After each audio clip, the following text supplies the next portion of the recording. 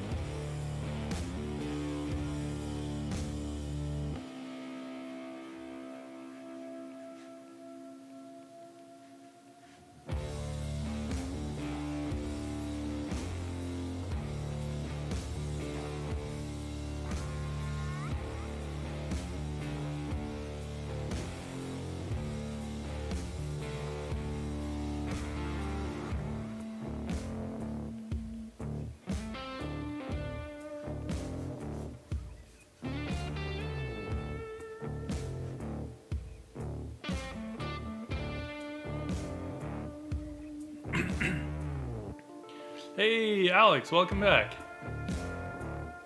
Welcome back. I'm going to close that.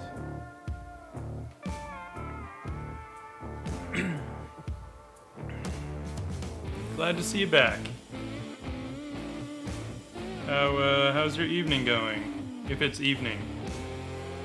I don't know what time zone you're in.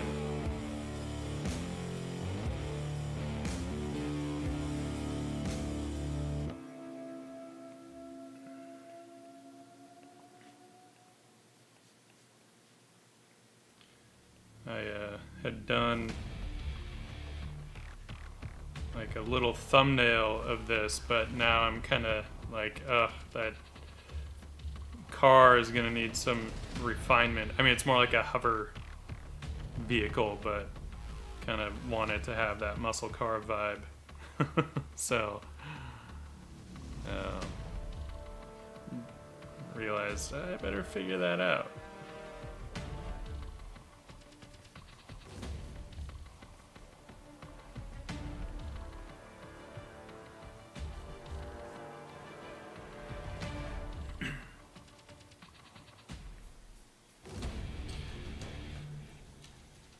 Thanks. I don't draw cars very often, but I have found that I actually quite enjoy them when I do draw them.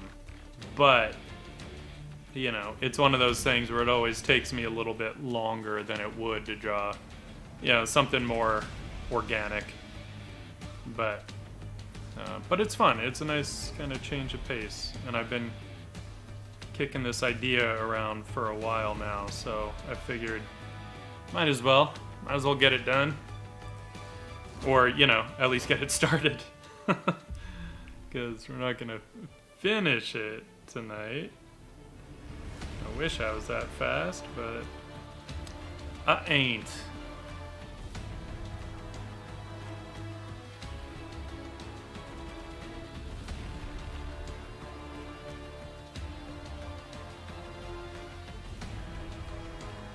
But it's kind of a fun change of pace to like get into these kinds of shapes. And I'll refine it as I go as well. I just need to kind of get the basics going.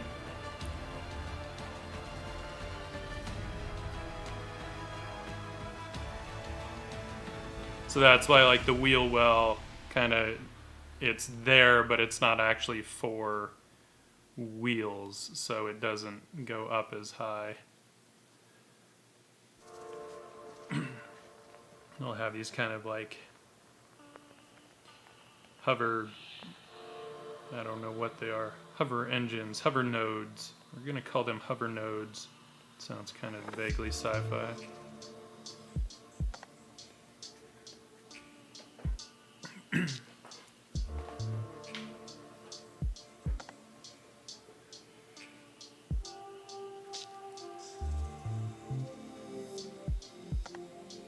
Figure out this perspective here. Probably should really have kind of like cut the figures out onto another layer, but whatever. Not that big of a deal.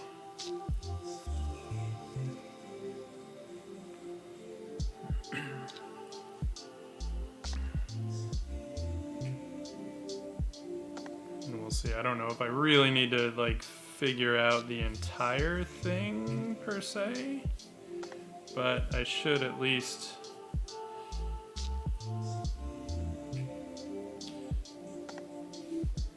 I love like the old 1967 Camaro SS, and I'm a big fan of the old Mustang fastbacks, the Mach 1, and of course the Shelby is pretty timeless. So I like those shapes, and you know, without like ripping off. Are we lagging at all? Looks like it's kind of lagging on my end. Let me know. I hope it's not lagging. I hope.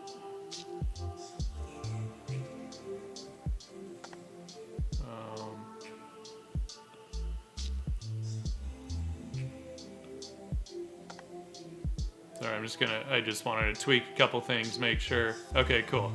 It shouldn't lag. I have good internet, but so sometimes it's just, who knows what, drop a frame here and there, but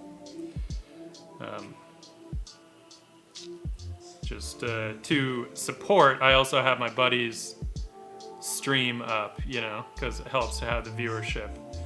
So I just kicked it down to like really low resolution, so it's not, because I think I was streaming his at full 1080p while streaming out at 1080p, and figured, you know what, it's just for viewership, I don't need to stream at full res, so I just kicked it down to like 360 just in case. But yeah, I'm a big fan of some of those old muscle cars. I feel like their designs are pretty timeless. So I'm kind of just riffing on some of those shapes a little bit. And I'm not entirely sure how much like I'll refine the shapes, you know, because this also has a little bit of some of the modern look, maybe a little swoopier than some of the old cars were, but that's kind of okay. It is sci-fi after all. Hover car. Guess it's okay to have some. Modern would be vintage for them. But, you know, I'm not the biggest fan of the newer muscle cars, so whatevs. Now I feel like I should. Where is that? Drawing guide. like I should do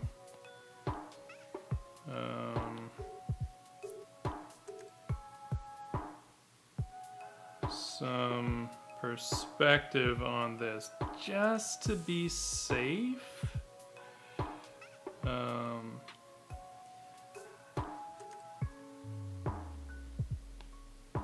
Get something I can actually see. How about that?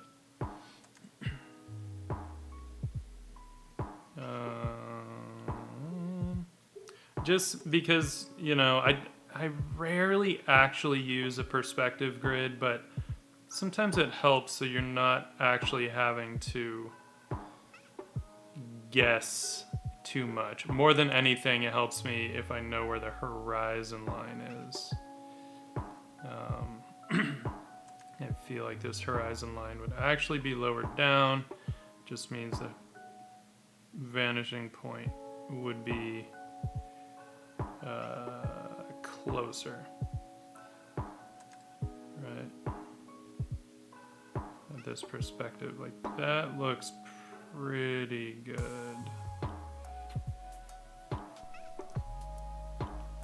Pretty good. Alright.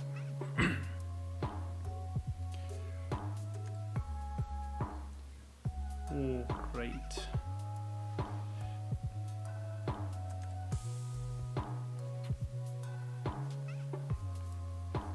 So if we're looking up at that stuff, basically looking head on here,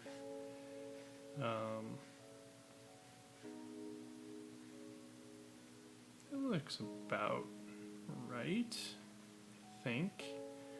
Some of these, there's something in that front end that looks a little too like a sedan for me, so I gotta figure that out. And I think it is a little bit of the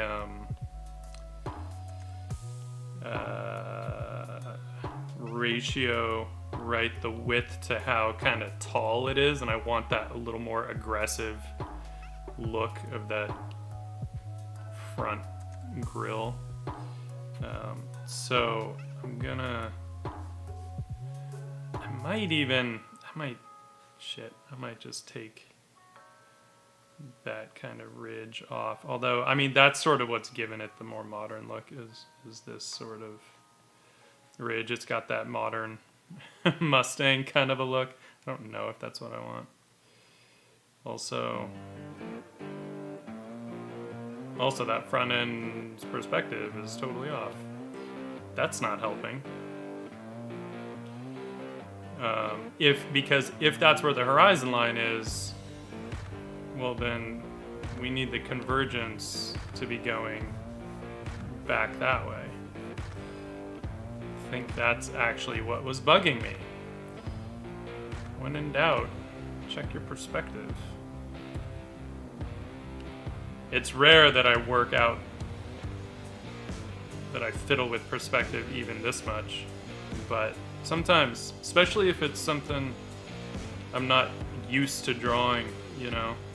Like, I'm used to thinking of figures in perspective. Like, that's not really that challenging for me unless I get into some crazy, like, super forced perspective. And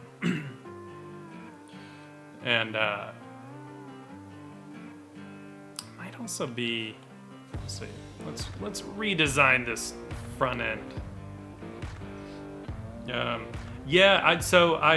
What I was gonna do was basically put like a kind of intake thing here. I don't know how much we'll see it because we do have the figure kind of leaning on the front of the car, but that's okay.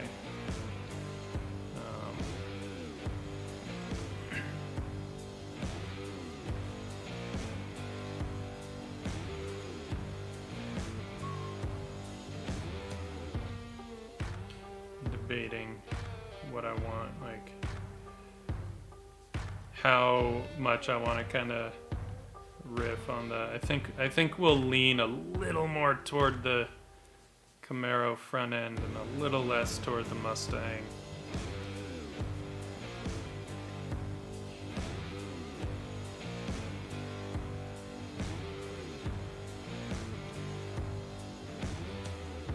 And one of the things I like on the Camaro is when it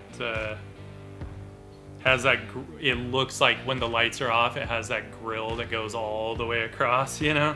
And then the lights turn on and they're like kind of behind the grill. I think that's kind of cool.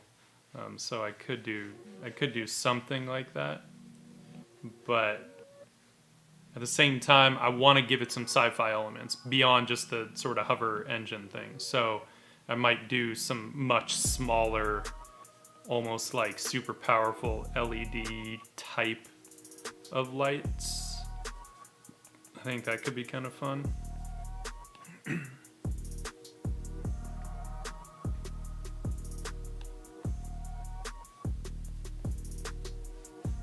At a certain point, I'll just put that drawing guide away once I feel like the structure at least is okay.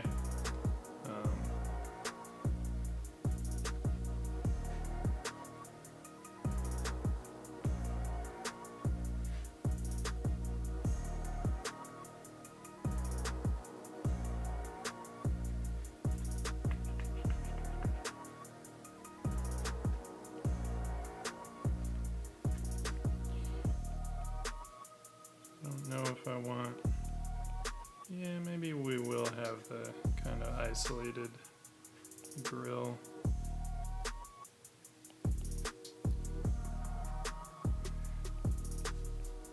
And then have these like little kind of almost LED type, like little pinpoint things, but putting out like a lot of light, you know? Could be kind of fun.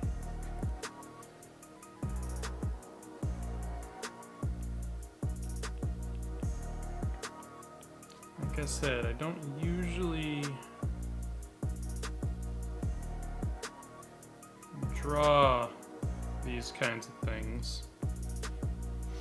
Though I've had to over the years, here and there. I mean, I drew a bunch. Some years back, I think we were working on the ad campaign for Furious 7, I think it was.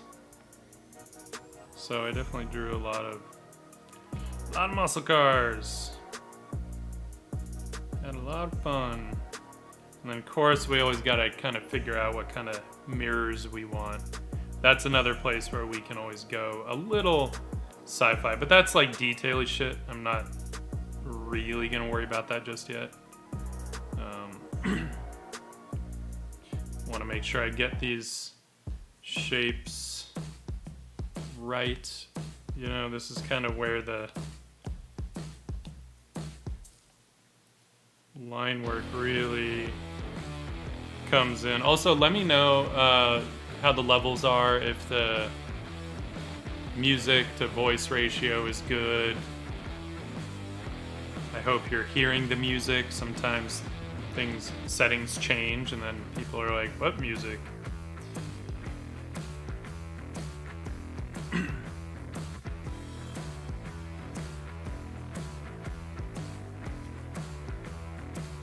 I kind of feel like I should maybe scale it up. I think.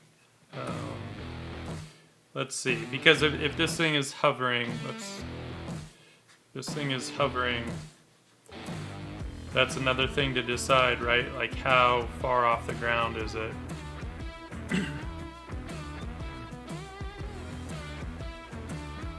I don't want it super far off the ground. I feel like maybe it goes higher up once it's moving, you know? And maybe it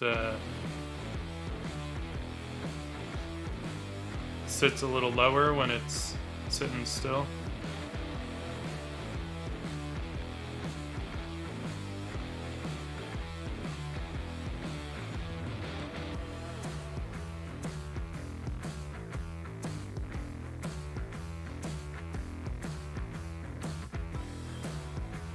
Cool. Thank you, sir.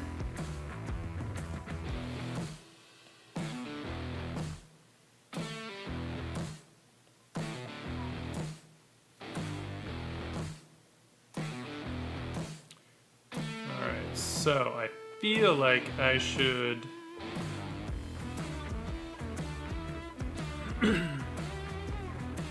maybe scale it up a little. Got to be careful about. So one minor kind of gripe I have with Procreate is if I move this off the canvas like that and then I hit OK, it actually crops it, so I can't then move it back. I mean I could undo it, but you know, I can't like move it off and then do stuff beyond the undo point and then move it back, like it'll crop it. So you kind of have to decide what you're doing.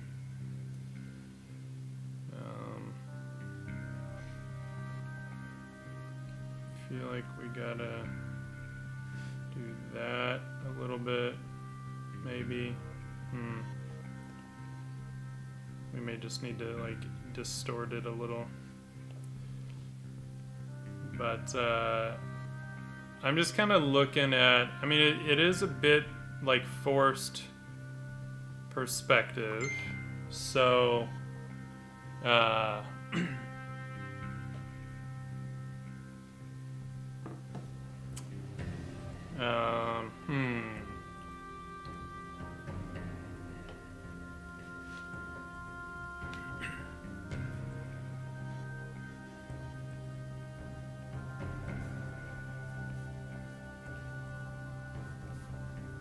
there's just something about it where I'm kind of looking at the figures here, right? And feeling like maybe she just feels a little too big.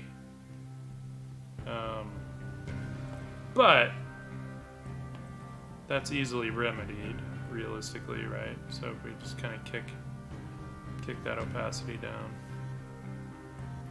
we can easily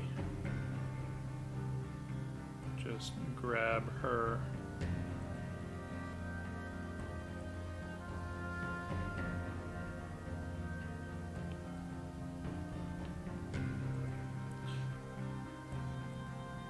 Scale her down a little. See, that feels a little better. So I think it was just kind of like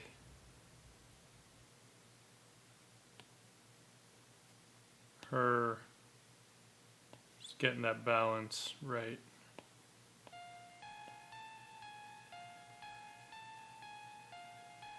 She feels better. She's up front more, and I'm gonna kind of refine all of this at some point. Once I actually get them on different layers, then it's easy enough for me to kind of push and pull and move some things around. So I think I will start refining them a little bit. Don't need you because you're annoying. And we'll kick you down for now.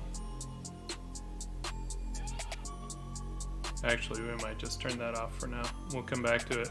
Let's start working on the girls. Hello. Oh, don't do this again. My iPad gets finicky sometimes.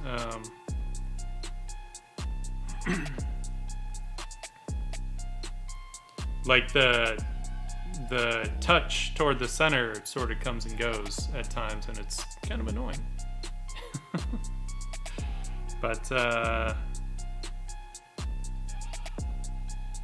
I'm debating. I don't really feel like I need to do much more roughing in of her. I should probably... doesn't matter. Don't matter. Let's see. Okay, it's a good size. Let's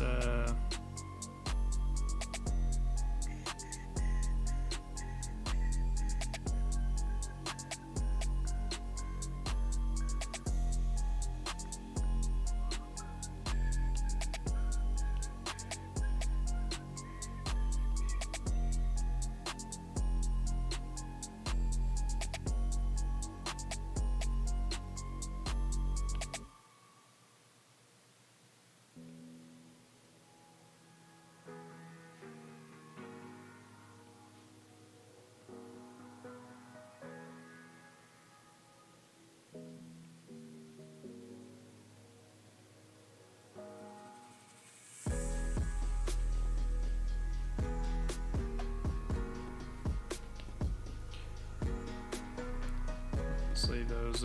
What eraser am I on? Oh, that's why I was like, why is this thing acting so weird? Whoa, giant eraser. I don't always like the lines to be so perfect. I don't mind if the overall shape is pretty perfect, but not to mention those lines are just too thick. Not in a good way.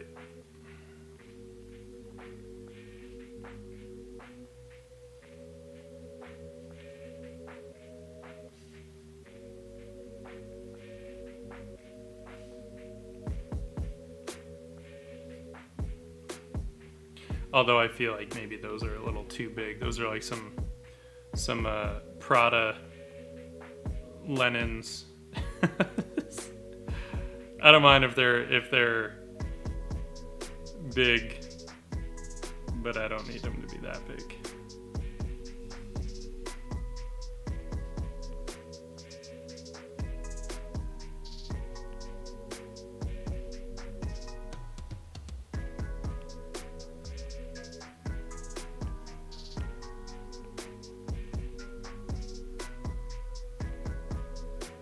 That's a little better. Yeah, it's a little more manageable.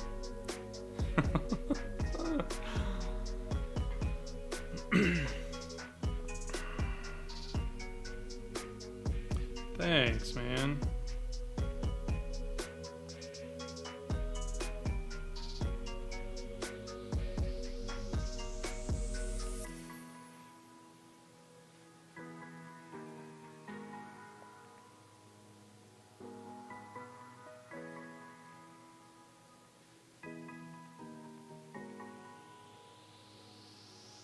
Alex, were you here at the point last night when I showed the kind of original illustration of them? I don't remember if you had stayed. Did you stay through the whole stream?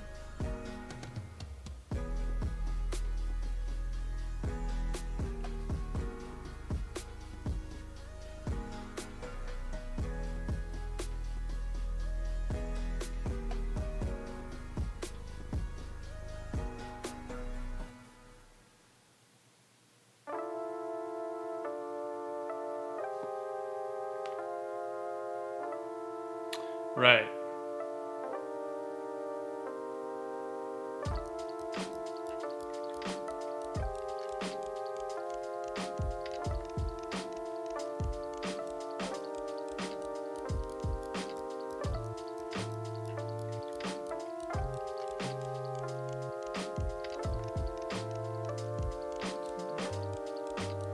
Adjust some of these.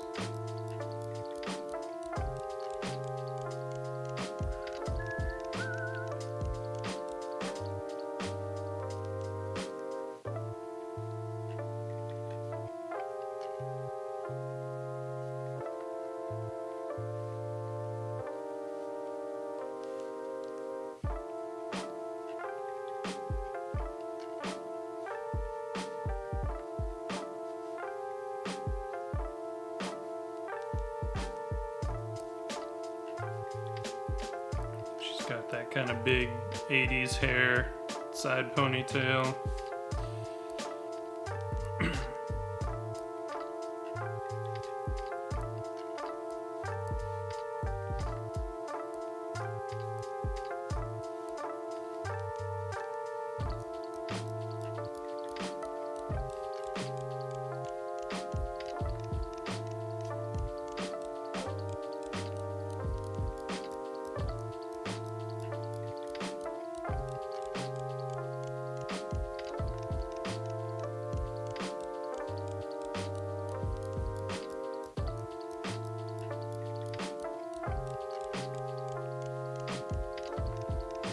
I feel like I should bring in, just in case I want to reference them, let's just I'm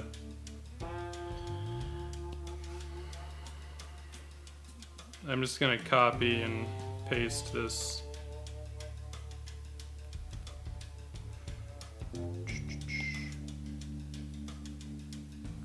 Canvas.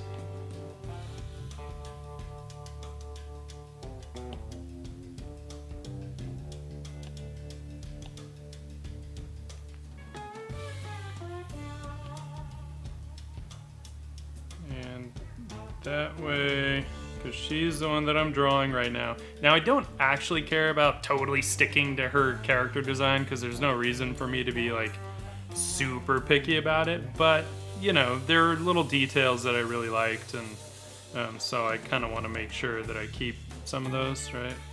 Whoa, let's not make marks. Let's not make marks. Come on, iPad. Bear with me. So, you know, I just kind of am looking at the little shapes, like shape of her nose and stuff. I just want to make sure some of that stuff stays consistent.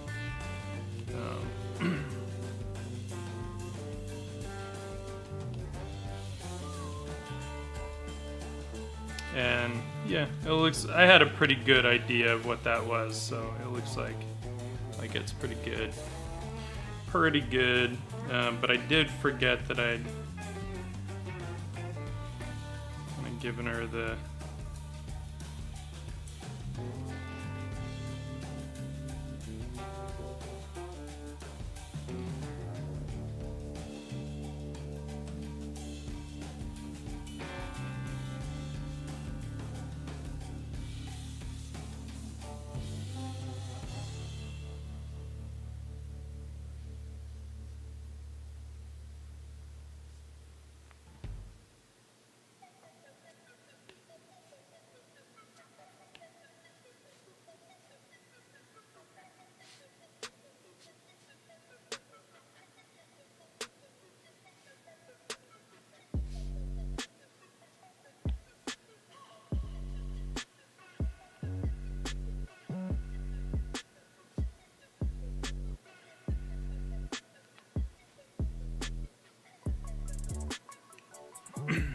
Cool. Yeah.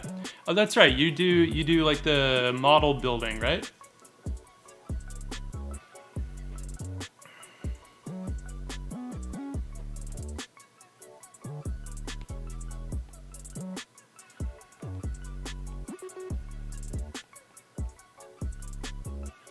Nice.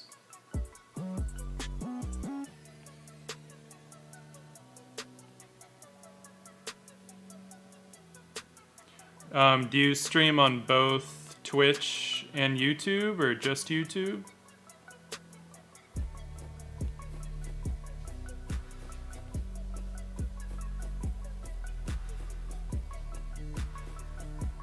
I gave her a scrunchie, right? I gave her kind of, yep. I sure did.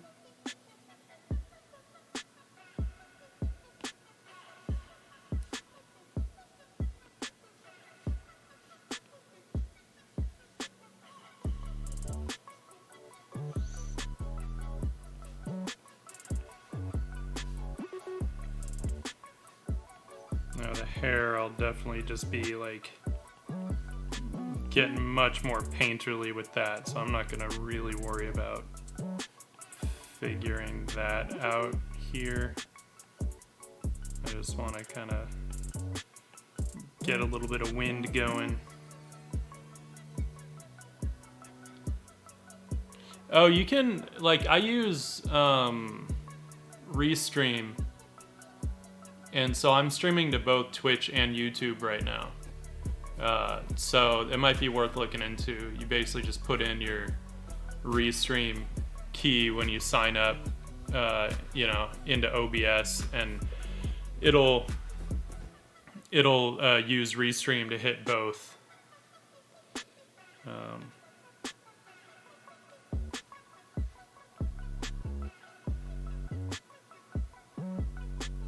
So if you want to stream out to both, and you can hit more of them too. You could also stream out to Facebook from Restream if you want. And I think it has a couple other options too. Yes, Vagor, Cyber Elf Ninjas 2.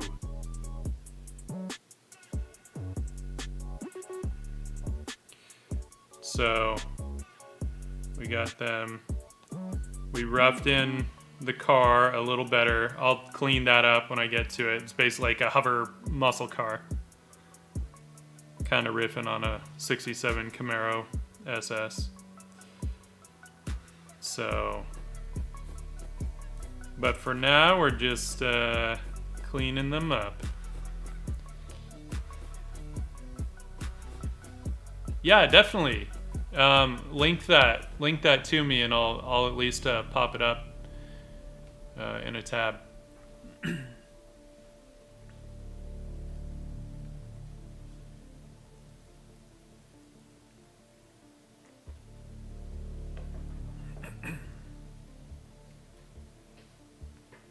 And then anyone else that wants to check out some model building. I believe you said it was mostly World War II type stuff.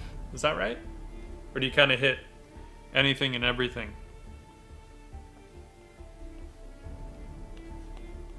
Whoa, ginormous.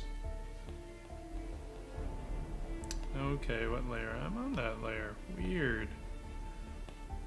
That is not the smudge tool I want. Thanks, man. Yeah, kind of having them all sort of looking up, like past camera.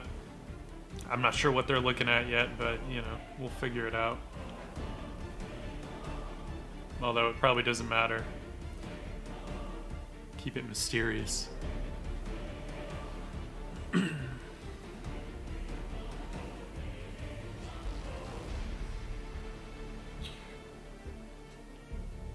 But then I took, like, she's got the 80s kind of windbreaker, but then I sort of went a little more modern with like a, more of like a funnel neck kind of a thing.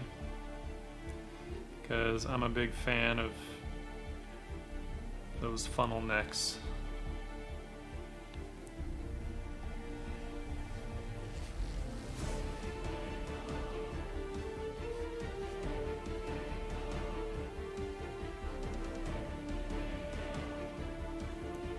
I feel like I'm gonna want her,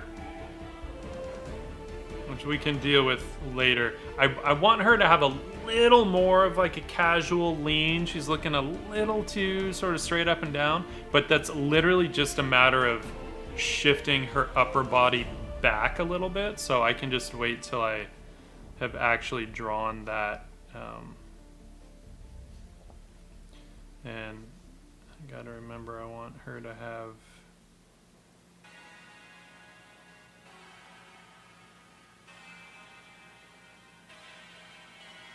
the patch. Ooh, we'll actually have to figure out what the hell is on that patch. But I don't have to figure that out for a while, so I'm not gonna worry about it yet.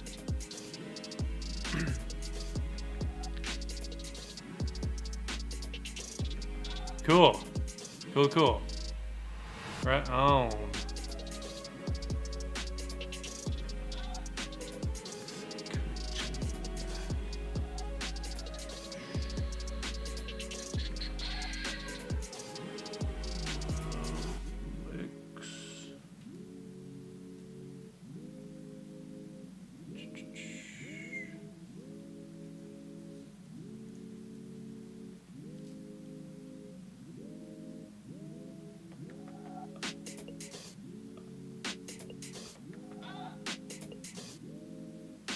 Cool. There you are. Sweet. I'm gonna give you a follow right now.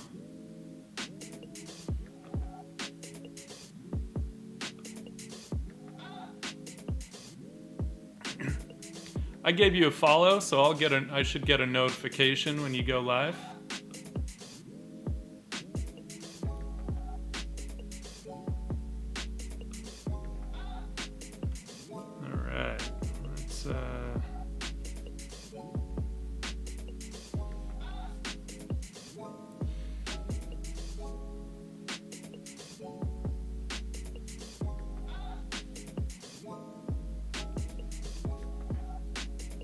Want to get that kind of thin sort of windbreaker material kind of vibe in here.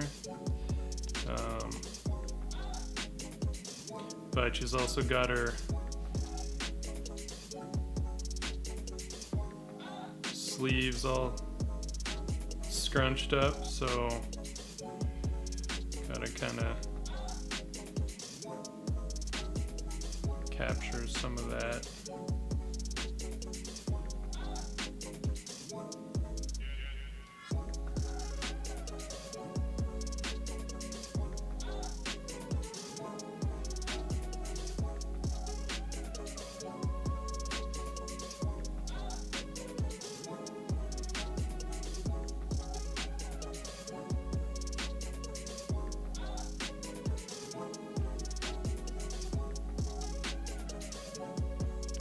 let's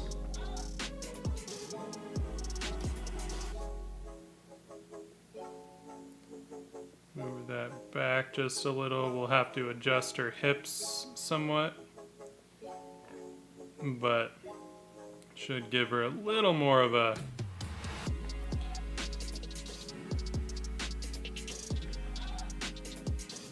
lean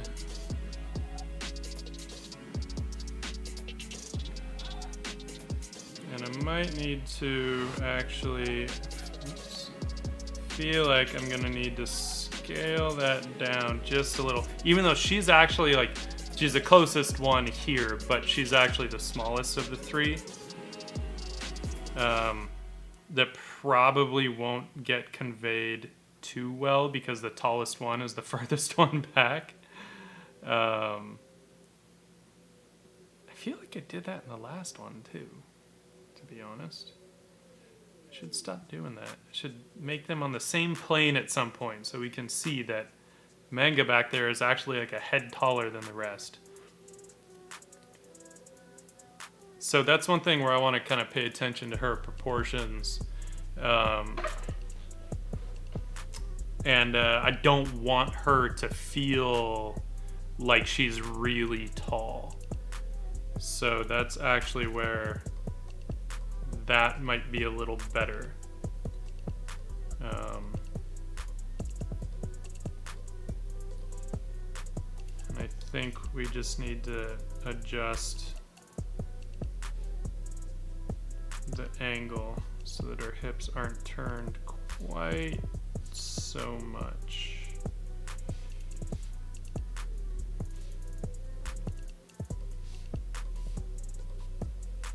Do I give her like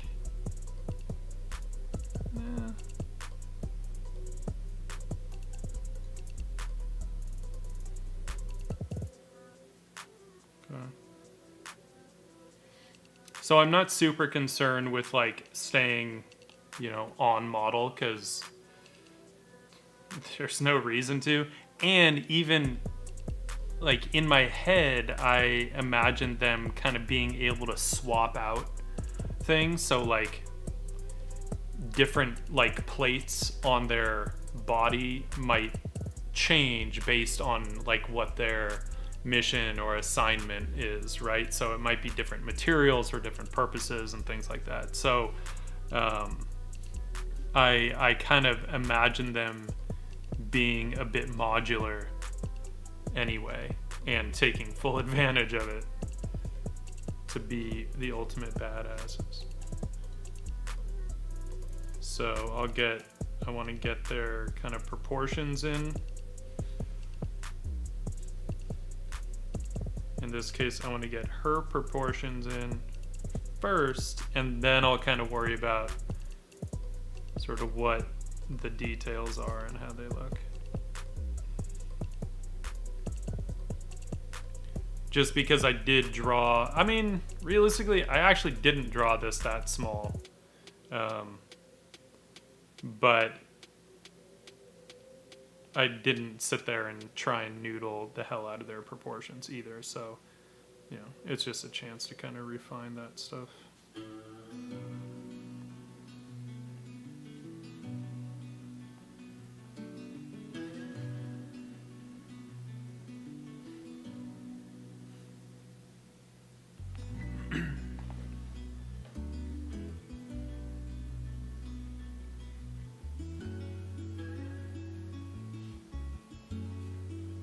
Today's drink of choice is Einstock, Icelandic white ale, and it is delicious, I have to say.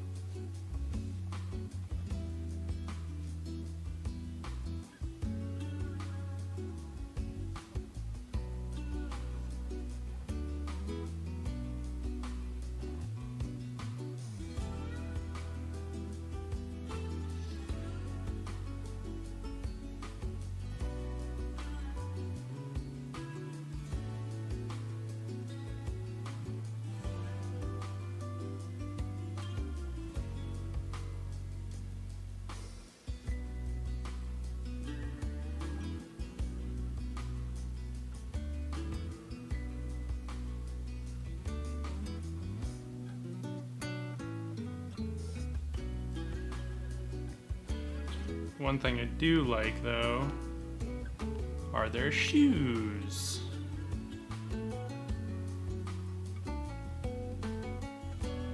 Okay, so I actually kind of went a little, almost with like the rock climbing kind of slash cleats.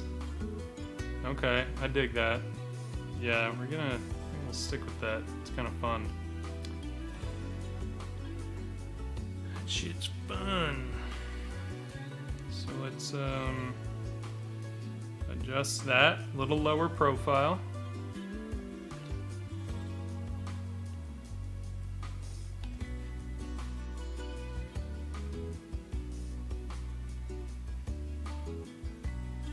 Especially on that outside.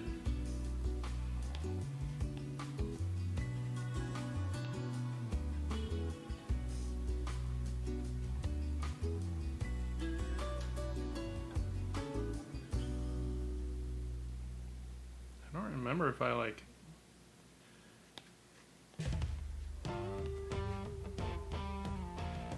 basing those shoes on anything in particular. I think just kind of playing with shapes that I like.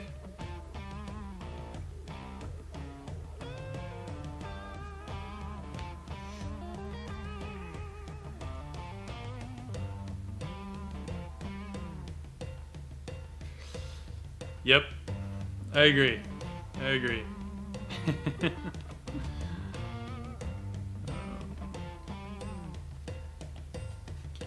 Chill out some of these lines.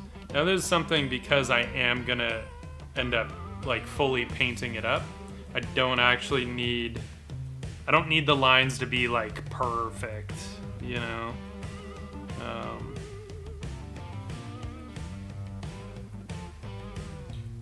You want to remember that she does have that, and she has a stripe down there. That is one thing. I do want her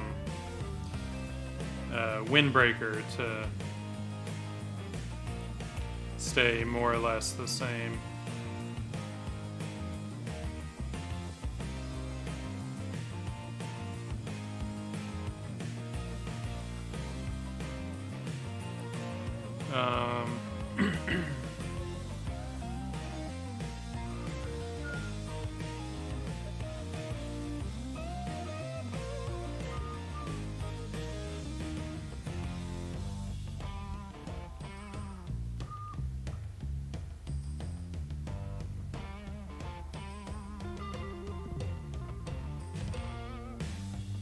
That would get pretty.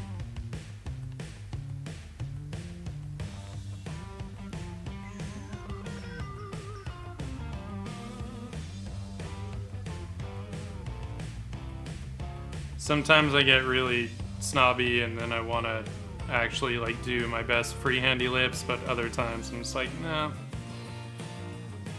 never mind. I sort of want to give them more, or at least give her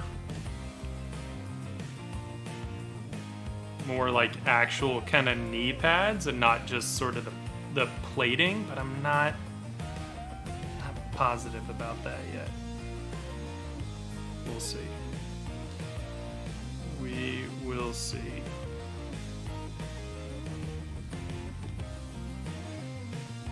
I pretty much always have this stuff like follow more or less the muscle groups, or like wrap around the form, you know.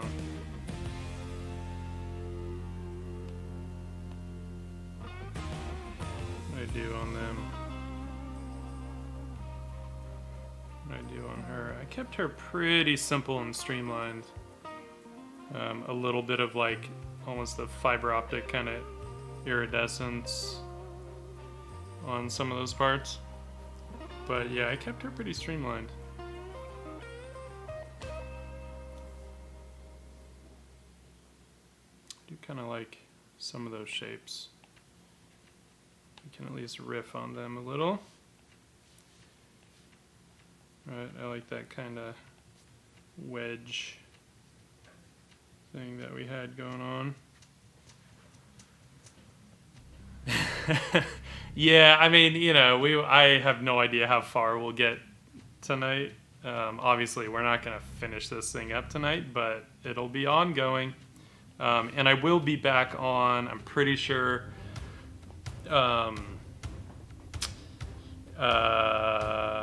Saturday afternoon. Sorry, my mind, like, decided to quit for half a second there.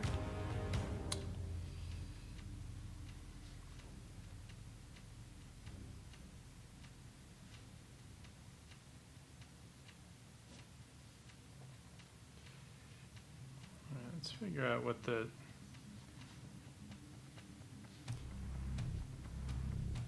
I don't know what I want her knee to look like. Part of me really wants to... Oh, where'd you go? Like, part of me really wants to get, you know, more of an actual kind of knee pad kind of deal.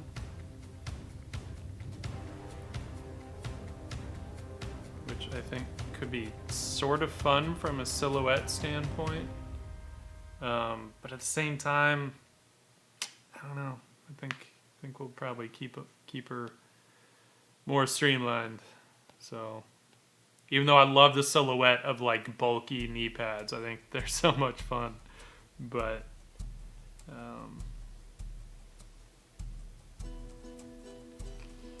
you know, for our purposes, we'll keep them feeling a little more sci-fi.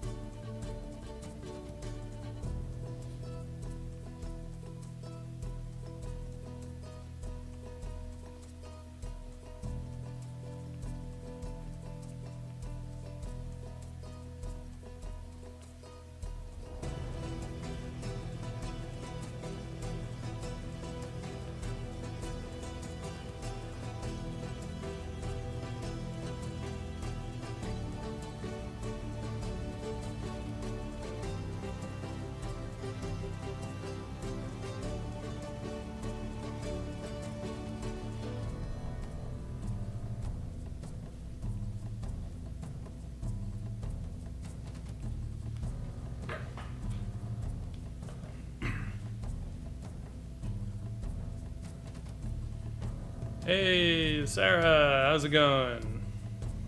Sarah Oz, right? Is that right? Nope. Get in, you okay? Yeah.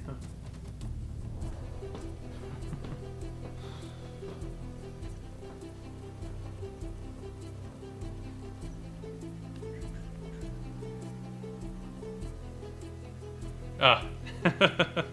Yeah, I saw the notification.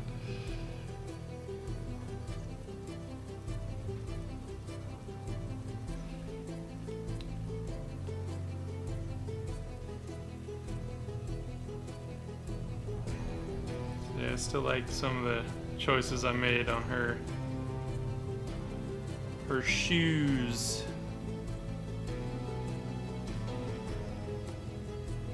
At some point, I'll just stop looking at that, though, and just be like, you know what? I'm gonna do a little different. A little different.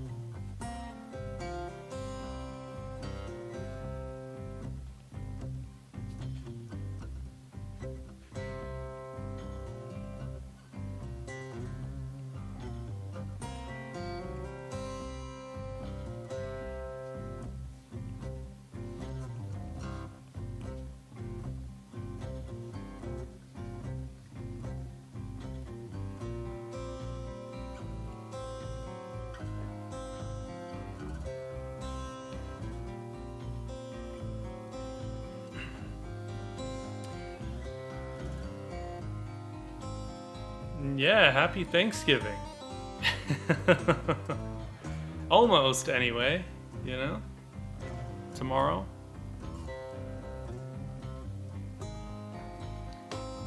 It's not tomorrow here yet. It's only 8:30 p.m. where I am. Damn, I've been on for an hour already? Really? Yeah, I sure have. I guess I was messing with that car for a bit, huh? It makes sense.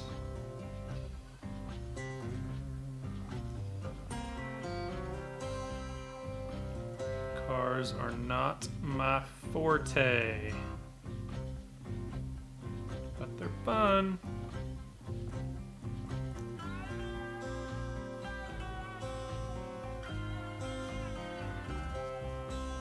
I'm just glad that I actually, like, really took the time to kind of pick my friends' brains at art school, because I had friends that were in the transportation design department, and so, you know, I'd kind of like, I was curious. I always liked the car sketches,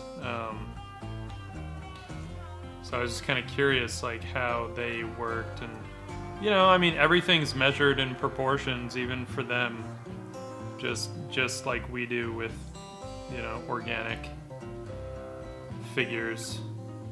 So that was helpful to know.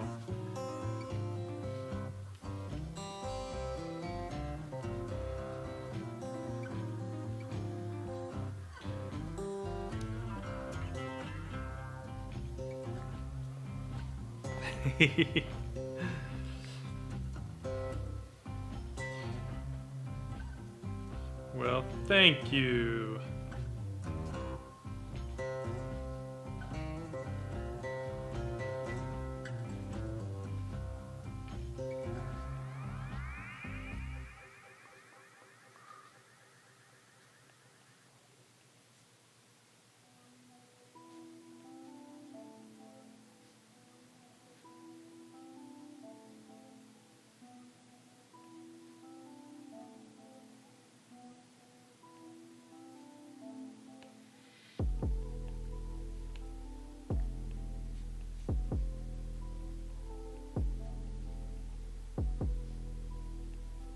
Yeah, I'll definitely dig into that car a bit as well.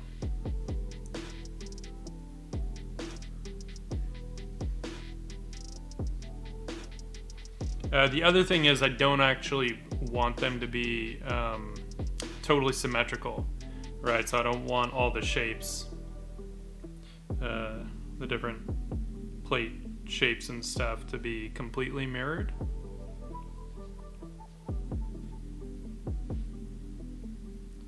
I mean, it won't be as apparent here just because we're not seeing the same sides on her, but like on Quin here, it'll probably be more obvious because you've got her legs right next to each other, and her arms, right? So we'll be able to pretty clearly show that she's not symmetrical. Oh, perspective. Let's get those feet at the same perspective. How's that for a fun game? It's this back foot that we're just seeing like way too head on. Actually, it's a combination. So it's what happens when you get a little too myopic. You lose sight of some of that stuff. So combination of picking up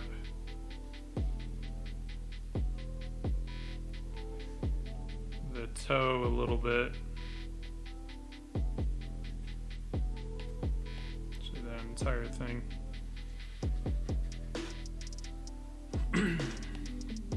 Let's make sure we're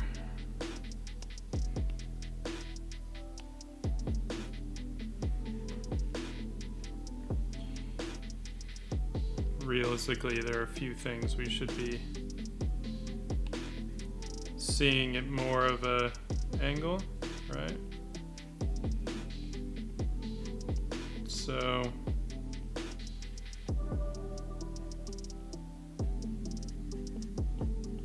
this foot we can place essentially there. And this one I think we can get there.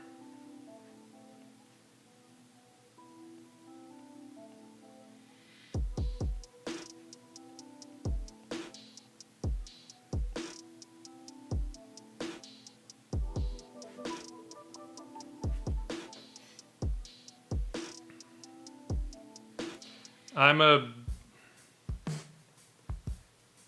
big stickler for feet, just like getting them right. You know, like they don't have to be super detailed or anything like that. I want the perspective to be right because the weight on the feet I think is so important because, you know, that's where all our weight is planted if we're standing, and you know, if that's not right, to me the whole thing will just look off, and I feel like other people will pick up on that too. They may not know exactly what it is all the time, but I do feel like if those feet are off, your weight is gonna be off. And we can't have that.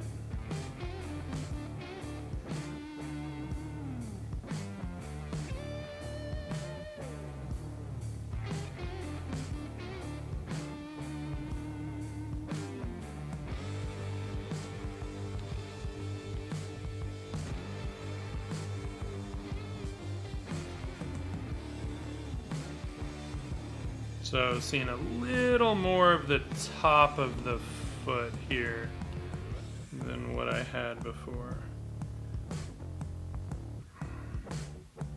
Not too much.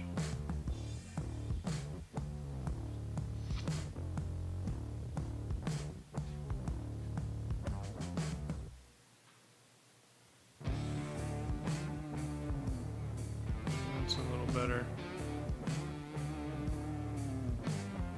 Fanged Bunny! Hey! Welcome! It's never too late. Well, you know, unless I'm done, then it's too late, but I'm not done, so it's not too late. We're not doing inks tonight.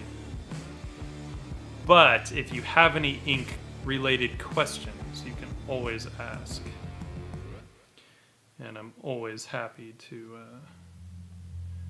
answer any questions. Today tonight,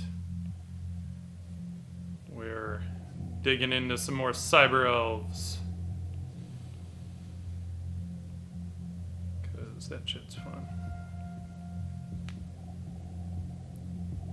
My fave kind of pen to just doodle, unfortunately, is a very expensive pen. I won't lie. It's my, where did I put it? My,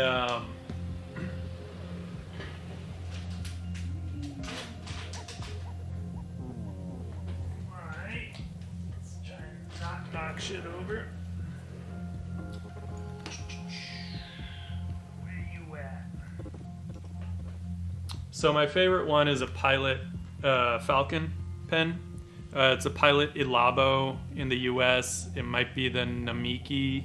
I don't know if it's still the Namiki in Japan and elsewhere. Yeah, it's the Pilot Falcon is like hands down my favorite. It's a fountain pen. But this pen is gonna run you like $160. So yes, they use an ink cartridge, and I think they actually come with the cartridge that you can just refill. So yeah, so I put my own ink in it. Is it? It doesn't want to open. But yeah, it comes with a cartridge that's meant to refill. So I absolutely love it.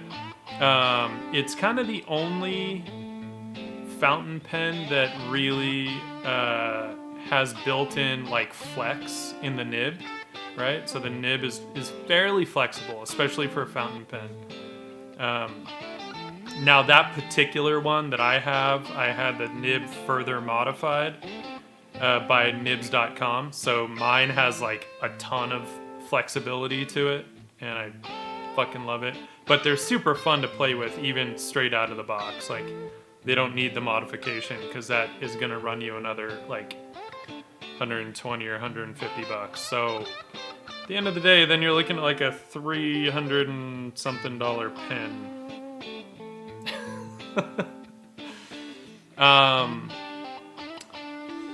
I love the flexibility. You know, I like the nibs. I enjoy ballpoint pen too, to be honest. But because I love steel nibs, right? I love steel nib pens because of the line weight that you can get, the variety. So for something cheaper, I mean, honestly, I would go for a brush pen, personally. The Quin natural hair brush pen, I think is the best brush pen, personally.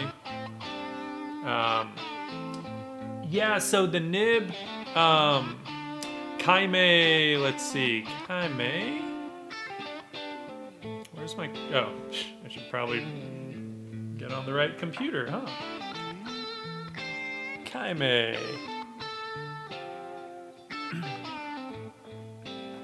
There you go.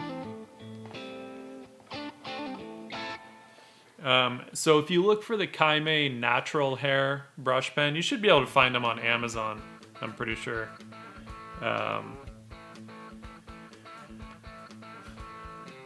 That one is hands down my favorite brush pen. You can get such a huge variety of marks with it. You can get super fine marks, you can get really broad marks. It's just really fun. I'm gonna kick this down a little more. I'm gonna start on Quin here, although I try and keep the, no, I don't like the, yeah.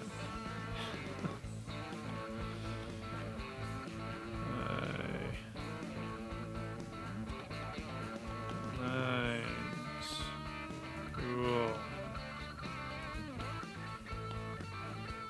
I don't always name all of my layers, but there's certain ones that I do because I know I'm gonna want to reference them later, and I don't want to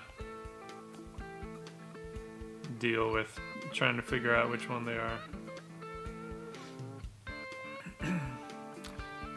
Thank you. Yeah, so actually at the beginning of this stream, I did a rough, like just to figure out the car a little more, because I wanted it to have a little more of a muscle car feel, but it's like a hover car, so it's still sci-fi. So this is just the rough, and I'll get into the cleaner lines. I think once I get the figures blocked in, and I can, because she's definitely supposed to be closer to us, you know? Damn, I feel like I'm still gonna have to, shit. The perspective on her isn't right. On her legs.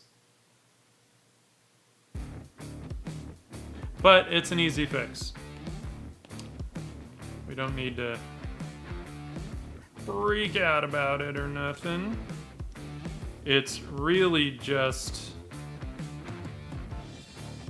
forcing the perspective a little bit more. We're gonna have to bring that down and begin her leg. So it's just, yeah, it's just a little bit of forcing.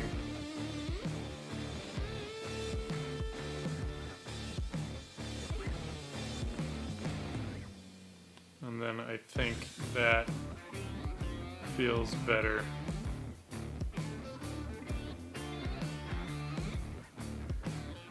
Weird.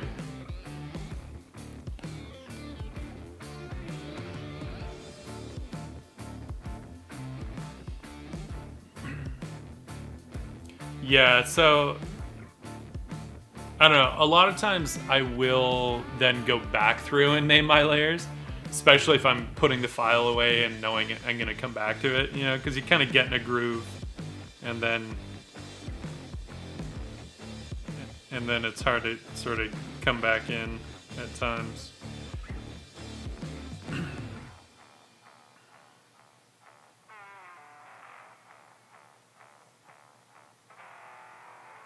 Plus, this is the one thing that I get annoyed with in Procreate. Like, mostly it's just the iPad. I wish I could have a bigger iPad than 12.9 inch. I don't like zooming in so much and not seeing the full figure. That always bothers me, because then I have to constantly check, and being able to have the little reference thumbnail doesn't help when the figure would be super tiny in there. Like, that doesn't, it's good for overall composition, but absolutely. Yeah, I hope you get like that brush pen. I'd like to know what you think. 'Cause yeah, I love that thing.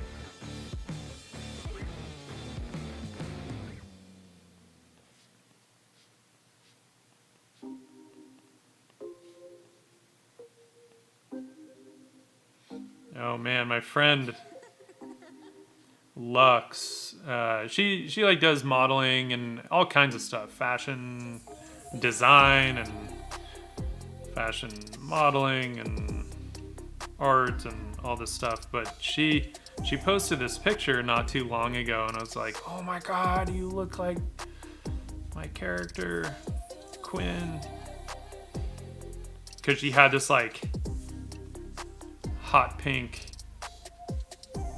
hair or wig going on with the same kind of bangs. I was like, dude, it's crazy.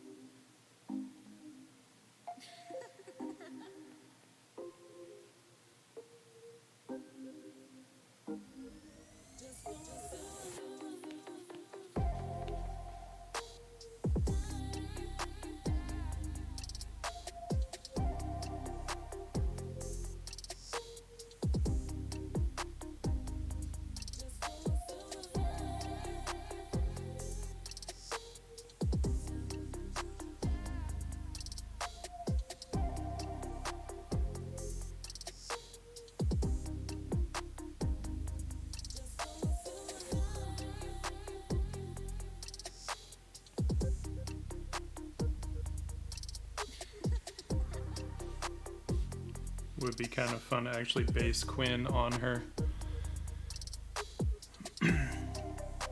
Right? I would love a 16-inch iPad. It'd be so rad.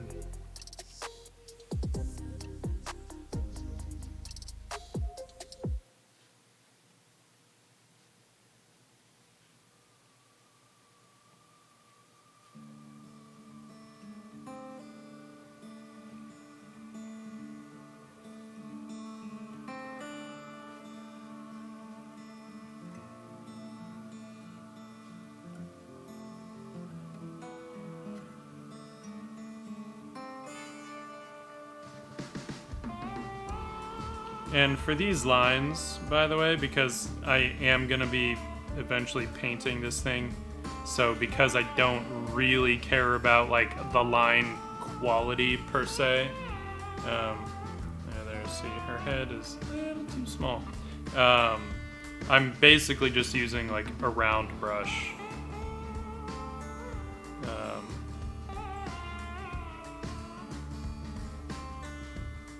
If I was really concerned with line quality, I would use something that probably has a little more character to it. But for these, I don't really need that.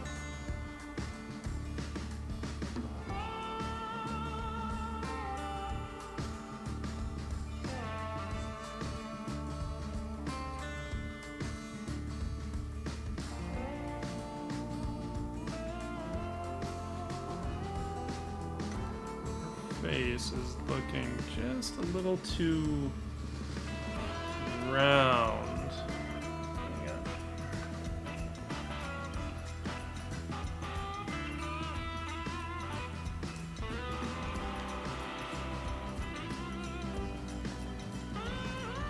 Alright, I have a sketch in my sketchbook of her that I like, so I figure I should.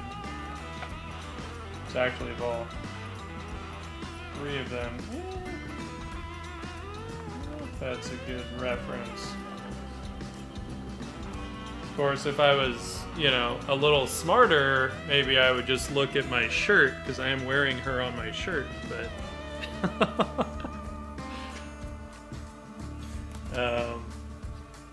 which is actually a good idea, because I did...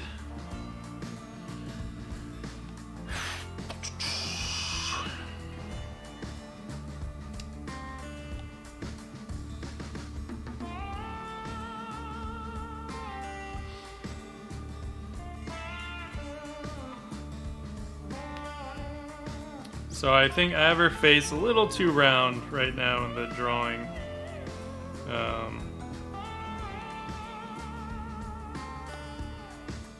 So I don't really need... I don't need her to be exactly the same, but there's certain things I like. So let's, we're gonna bring her in there too. Where are my prints?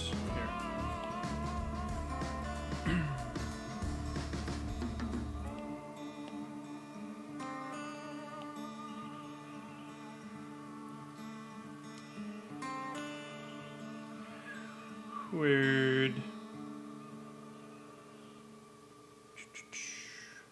And then I'll get rid of these later just because we have limited layers. I think I have like 26 layers available on this. So, I mean, granted, we're seeing her face from a different angle here too, but I do want her to be a little more angular.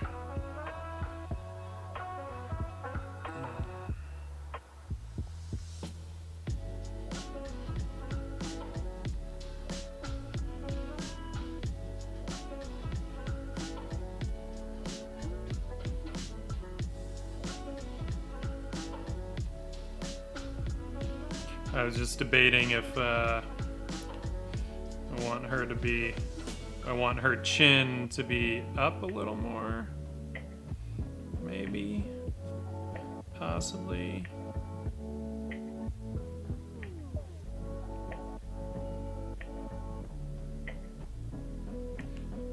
And did we put, woo, hello giant Quin.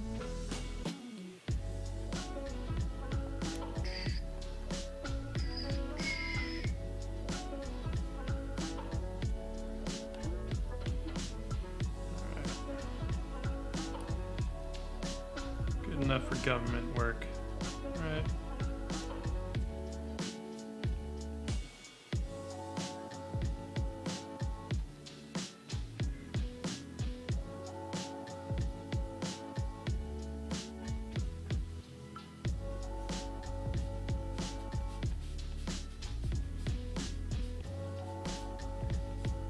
Getting a bit of wind in there.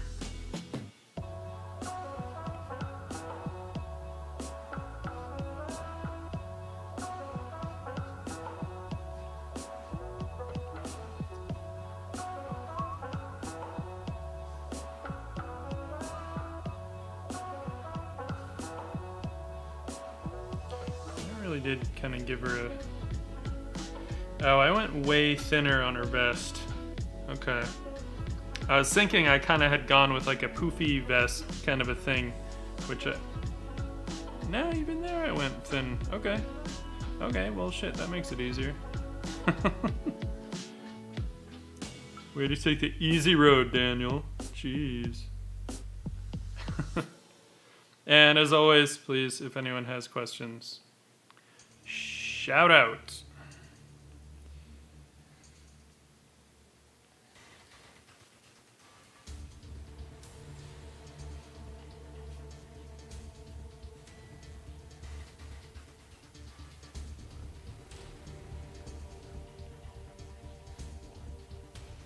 I feel like I should pull up a picture of her so I don't have to keep messing with layers. It'll just be easier.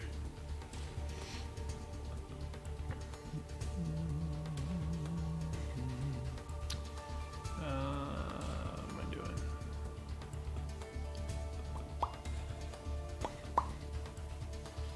JPEG.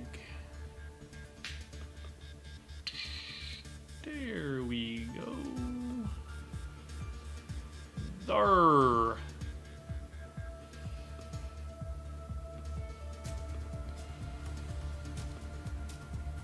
There. Much easier.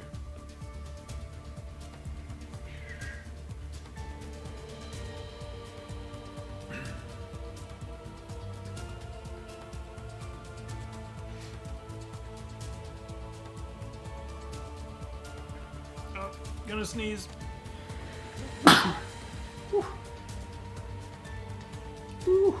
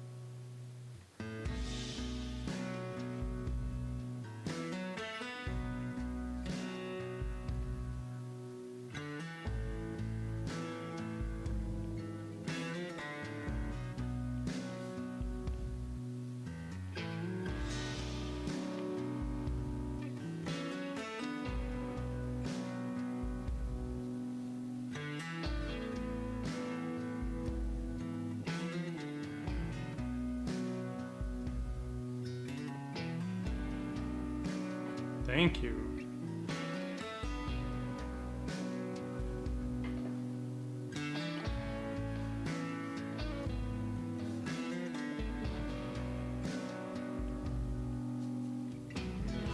Can be a tricky little turn on the deltoid there sometimes in this position.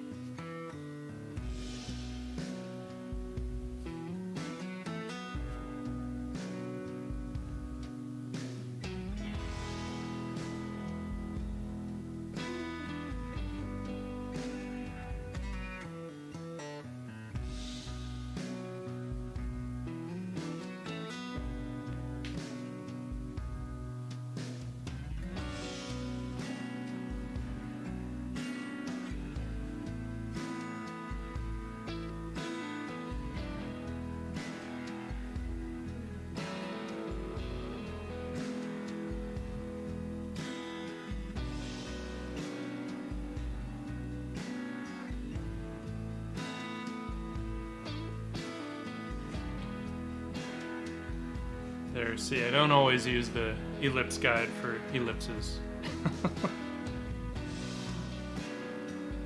Just when I'm feeling lazy.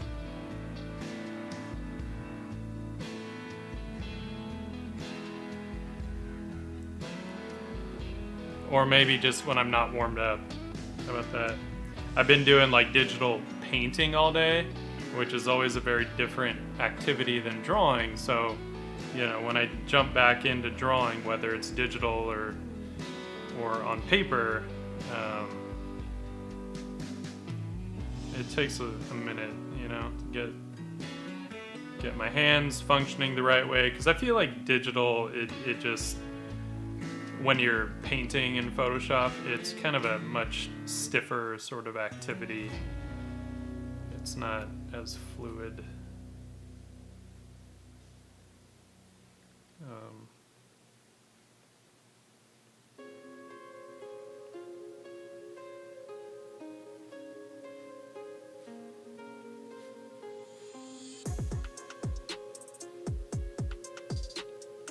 And then I'd sketched a little bit, you know, in my sketchbook, but then I ended up going for a walk with girlfriend, and it was cold outside. So again, we don't actually want, or I don't want them to be symmetrical completely, so I am gonna switch up some of the shapes and stuff. I almost went on autopilot and almost went symmetrical, but I specifically don't want it.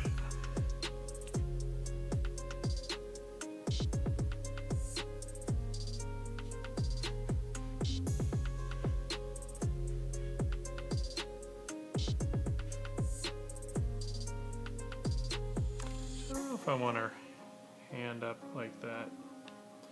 We might,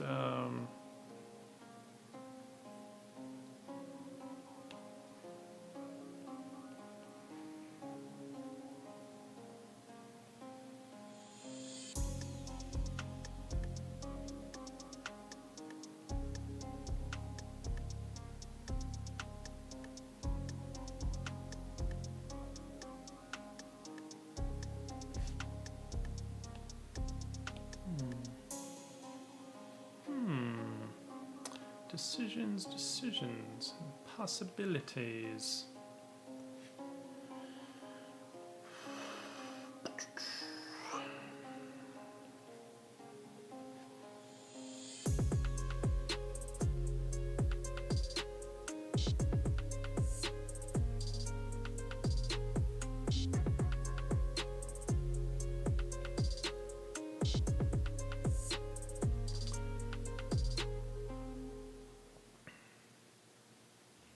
Welcome back.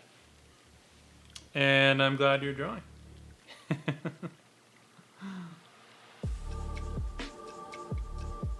It's nice to be able to kind of all hang out and draw together virtually.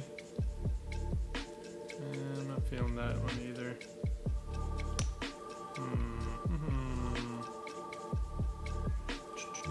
I feel like it's partly the angle of her arm.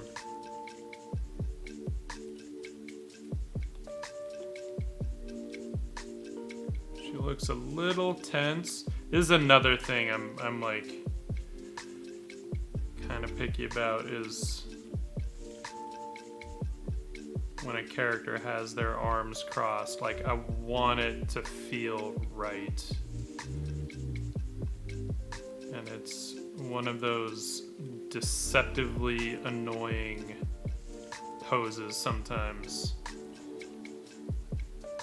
to get that like kind of chill feeling in the character, not have them feel like their shoulders are all like hunched up and, you know, stiff.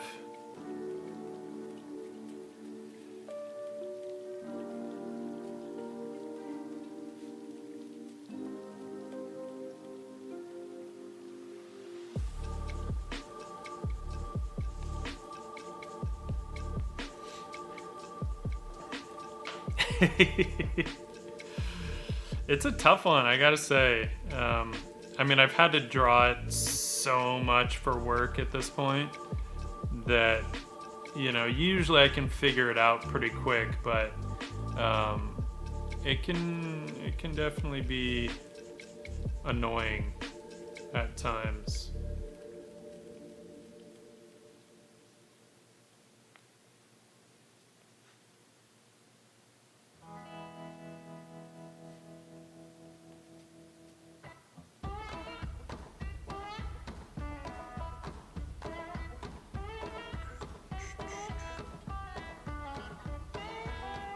So I'm trying to decide if I want her other hand to be up on her bicep, or maybe kind of just wrapped around.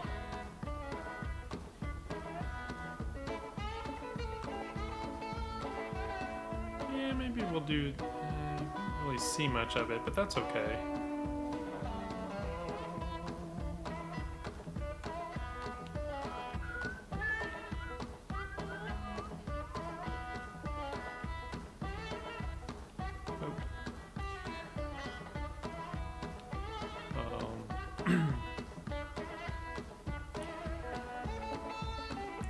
And the fun thing with that is that it would kind of trap her vest a little bit, which could be kind of fun. Just from like a silhouette standpoint. Although her vest is really short. It's not even that. Whoops. I should probably select the eraser if I want to erase.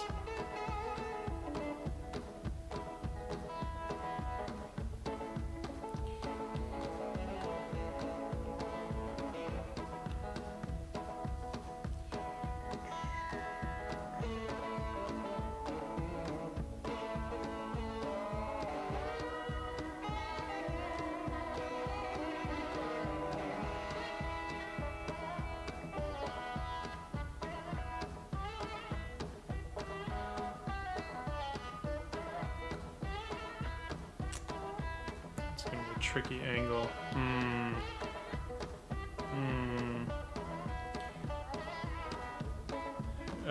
Sometimes when something's a little tricky to draw, challenging to draw, I mean, sometimes it's just challenging to draw. But other times it can also be if it just doesn't look good, you know, in the composition, that can make it difficult to draw too, because you'll be drawing it and it just doesn't look good, and sometimes no matter what you do, it just won't really work that well, and you'll think that maybe you're drawing it wrong, but sometimes it just doesn't, it just isn't going to work. And I've had, like, right on. I dig this music. Yeah, I've had times where if I was working with characters that were just really not well designed, I mean, there was nothing I could do. I just could not get a good drawing out of them. You know, like, I mean, it's been a long time since that's happened. But I remember working on some cover concepts for Spectrobes way back in the day for the game. And oh my god, those characters were just so terrible. I mean, nothing I could do would get a good drawing, and finally I just had to take a ton of liberties with their designs, and then I actually started to get some good drawings. It's like, oh, okay, I get it. So just draw them the way that I want to draw them, and then I can get something cool out of it. But hey, it worked, and the client never had an issue because, you know, I wasn't doing a finish. It was literally just concept, so who cares if they were on model? You know, it was close enough that they knew which characters they were looking at. You know, this is the really spiky one, and this is the really, really spiky one, and this is the not quite so spiky one. But, I mean, they had some design choices on those characters where I was like, who the fuck is working on this shit? just not good. I don't know if anyone remembers Spectrobes. It was like Disney's attempt at answering Pokemon. It's like their answer to Pokemon, or so they thought. I don't even know if Spectrobes is still around. It was terrible, so probably isn't. But I could be wrong. People are crazy.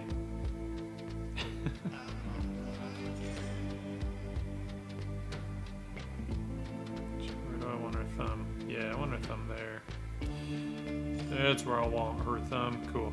Cool. We got this. We got this. Psh. Easy peasy.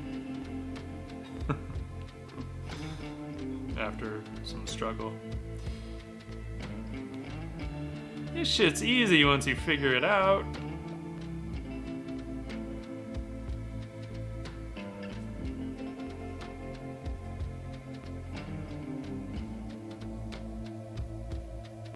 Alright, so this is one where, alright, we're gonna have to, actually this should probably be underneath. Give us our car, but like way kicked down. So there's just a little, just gotta make sure I get the contact area right. First thing, she's with all of these. I ended up with them a little too upright, and I want them to have a little more cool, lean. You know, get that Snoop Dogg gangsta lean in there.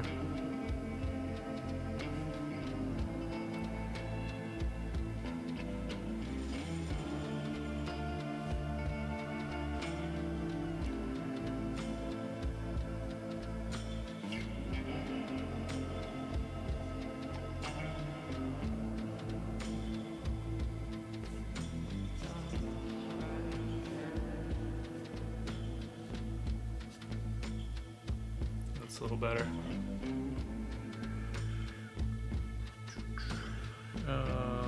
I feel like I'm gonna have to get a little bit of her vest in, even though her vest is actually a really short vest.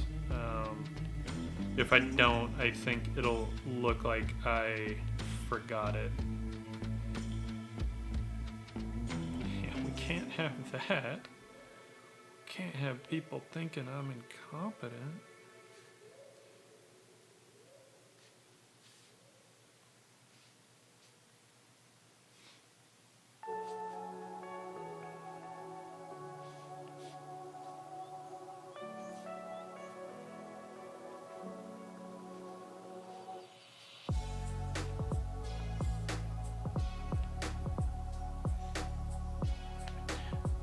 Jonathan, my friend. A little gray, dude. My beard went fucking crazy in the last 2 years, man. How you doing, brother? Been a long damn time. Been a long damn time. Too long. And we say that every time we talk, but for real.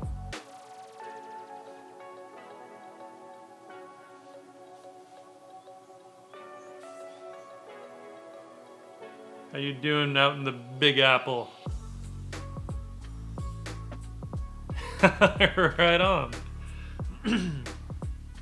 Cool.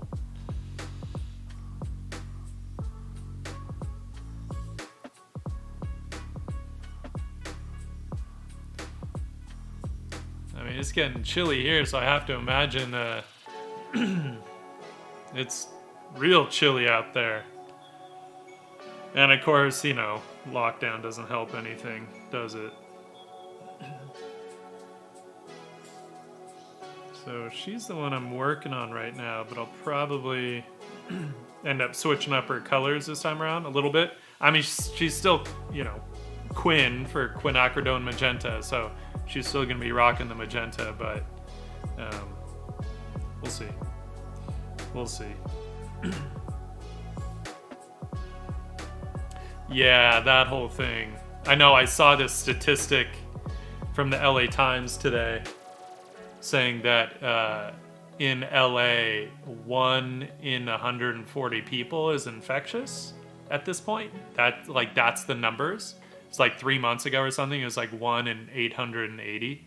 Now it's 1 in 140. I'm like, geez, people, how about you stop being stupid?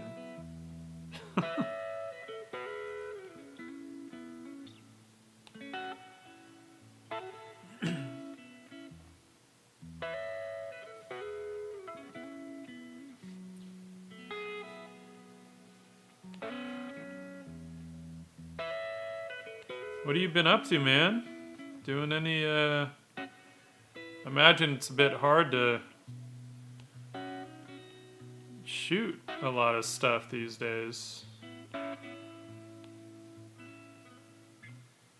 But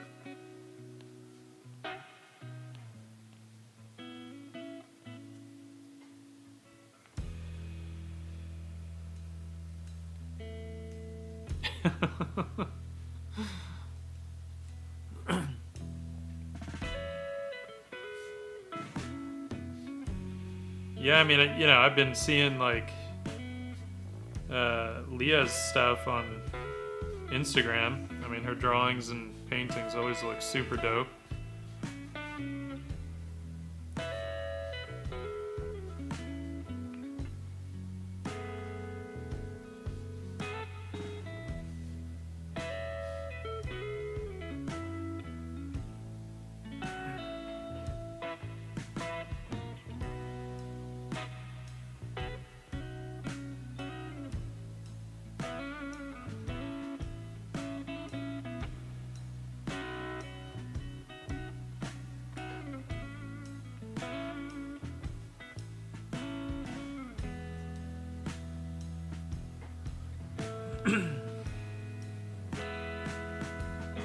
And are your, I'm assuming your parents are still down in PV?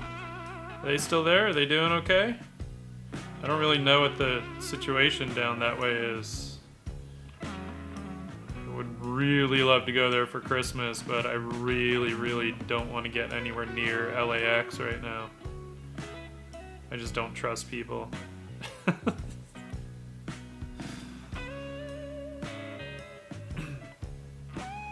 Cool. I mean, it's hard to know from like up here. Are the numbers down there as high? I was kind of reading that they weren't as high. And I don't know if it's just because like they get more sunshine and that actually helps a lot. Not that, LA has any lack of sunshine. So I gotta figure out this ankle cross here. Another one that's always a little tricky.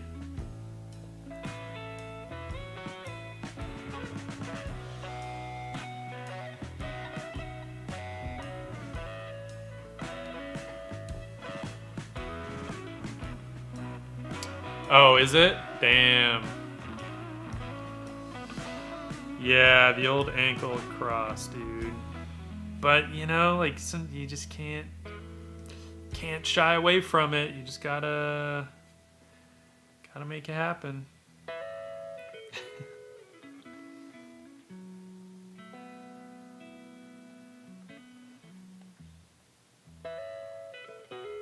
Figure if you can just figure out one at a time.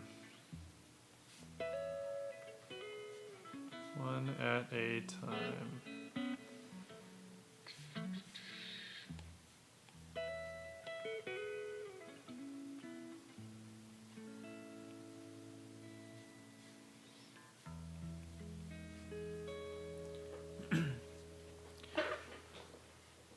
So, anyone watching and wondering, Jonathan Auk here in the chat does some badass street photography.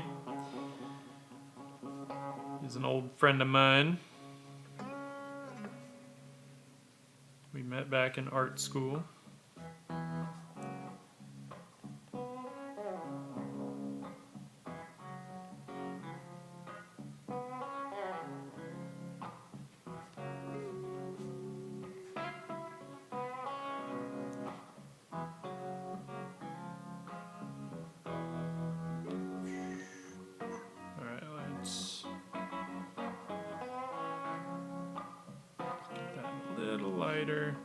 Gotta make sure that these legs end up the same length, right? So the ankles have to be roughly around the same. And it's also a matter of what I want this foot to be doing. She could be pointing it.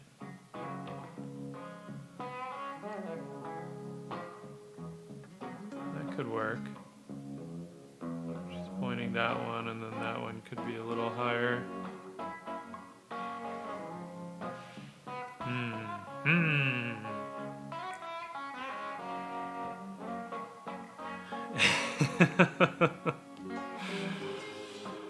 Yeah, I guess so.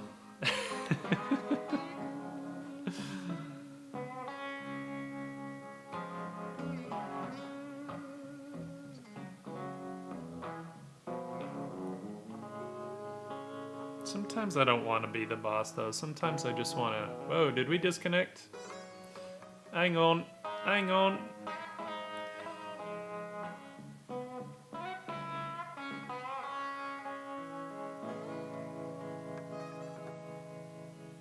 And... Are we back? We're back. We're back. Sorry, every now and then... A power mirror will be like, okay, that's enough. I don't have that issue on my phone though, which is interesting. I don't know if it's just that like I'm pushing the iPad harder because the phone is just using the camera. It's not like powering an app as well, like a painting app as well. But I don't. Yeah, I've never had it disconnect. Because it's what I use, like when I do traditional streams, I use my phone to shoot them using a power mirror to mirror it to the computer. That's not looking right. Like I said, I'm a stickler for feet. I simply cannot abide not having them right. I don't like it. I don't like it. Alright. Sometimes it's just a matter of switching up the angle a little bit. So, I think it might help. Maybe. I make no promises.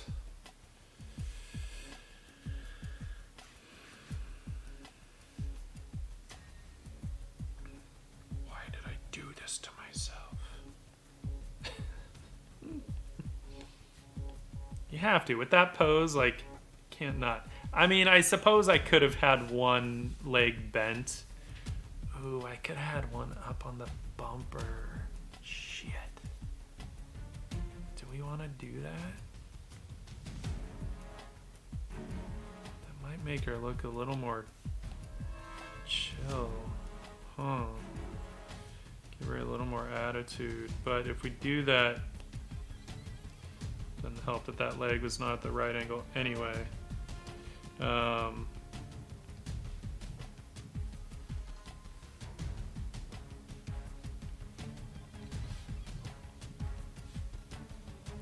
Feel like if I have like, no, I'll have to be higher up. Yeah, it could be kind of fun actually. Damn it. Should have done that before.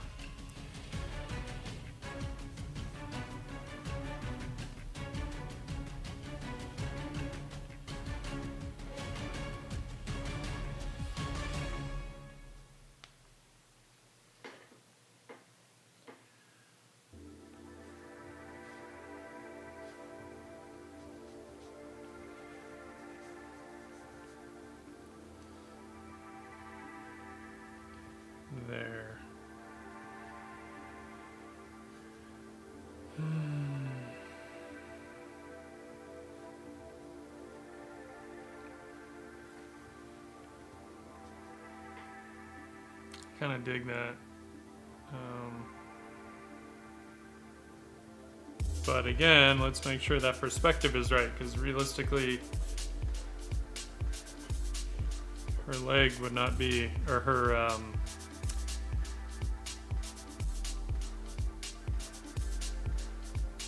foot would not actually be there. It would be much closer to her leg.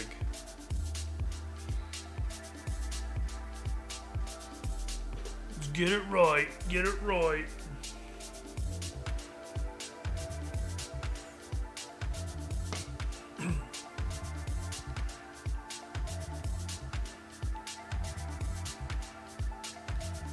So Jonathan, what have you been doing in lockdown, dude? Are you being able to do any, like, I don't know, work from home stuff or anything like that?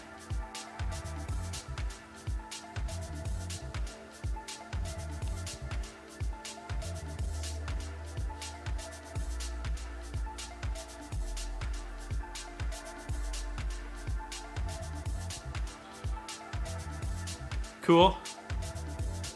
Cooking is a good thing, I will say.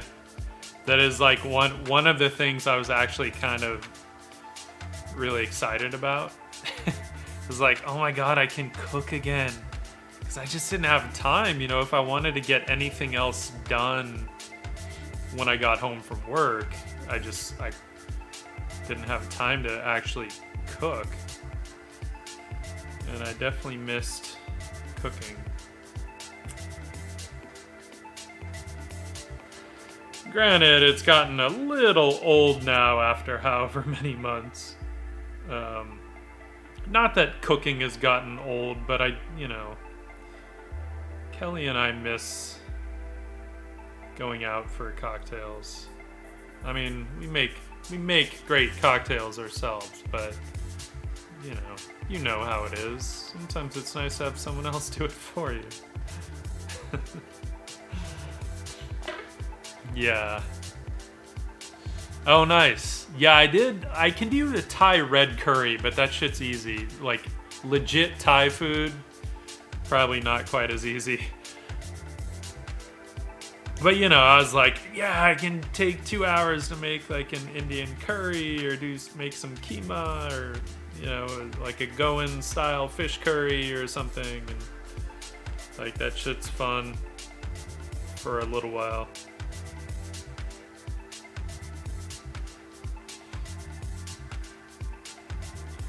And then Monday night, I just made some of that, the like killer shrimp, like Cajun style dipping broth. That shit's good. Still one of my favorites.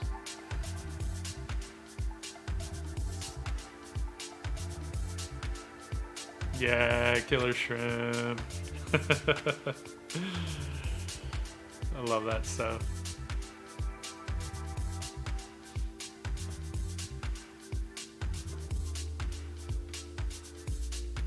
Alright, let's clean this up a little bit. And then we'll get into the third girl, and then... Oh, nice. Yeah, I would love that. I have the recipe for, like, the killer shrimp, but if you have, a legit kind of Cajun-style shrimp, I would love that. I've been using a ton of Cajun-style rubs that I don't think they're... forget if it's made in... They come from Tennessee or Arkansas. I don't think... They might actually come from Louisiana, but I feel like they came from somewhere else. Somewhere down there, and I don't remember. Yeah, food chat. Food chat's good.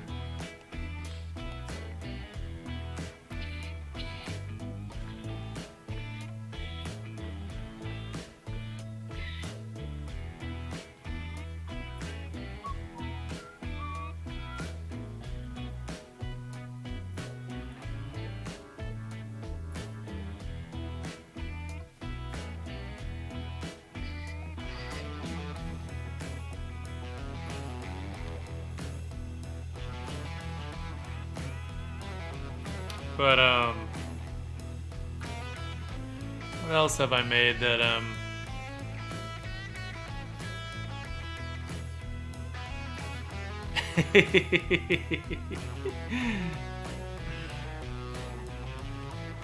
No, Fanged Bunny will chat food too. Fanged, have you been cooking any good stuff?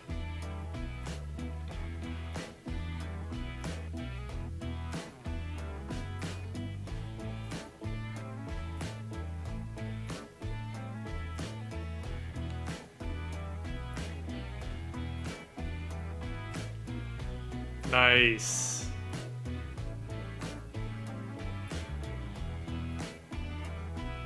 Nice.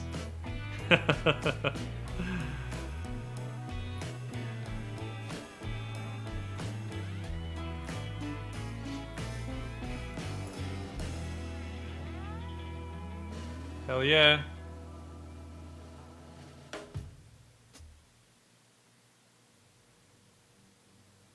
So doing like a red curry.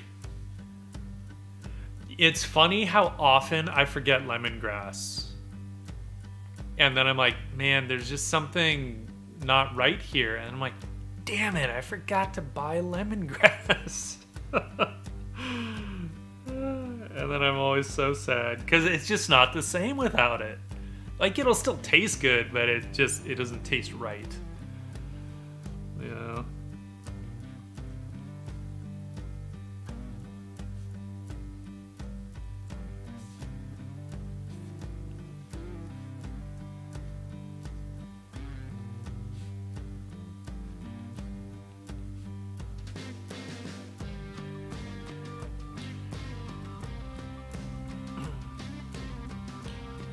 I've also done a bit of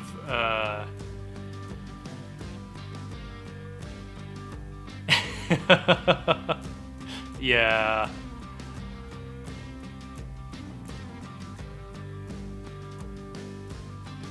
Yeah. Yeah.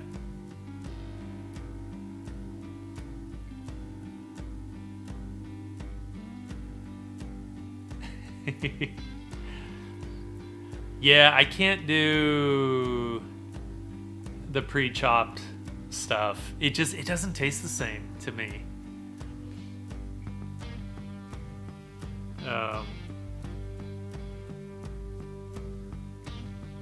Even though I also don't enjoy, getting garlic all over my hands, but whatever. Luckily, it doesn't actually, I'm not one of those, some people like the garlic smell just sticks to them. I'm not one of those, so luckily, like after I wash my hands, the garlic goes away. But I've known some people where, they could wash their hands 10 times. Yeah, it's wild. There's some people, and I don't know what it is, but there's some people where those smells will just cling to them, and they'll just wash their hands and wash their hands and wash their hands, and their hands will still smell like garlic, and they just have to wait for it to go away after like a couple of days.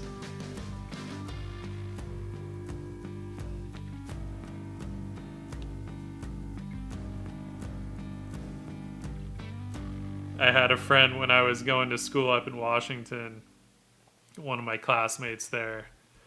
We would go and get pho like 3 or 4 times a week. We just loved that shit. And he loved it too, and he would always want to go with us, but then he would always get so bummed because his hands would just smell like pho for like days afterward. There are worse things, right? At least pho smells really good.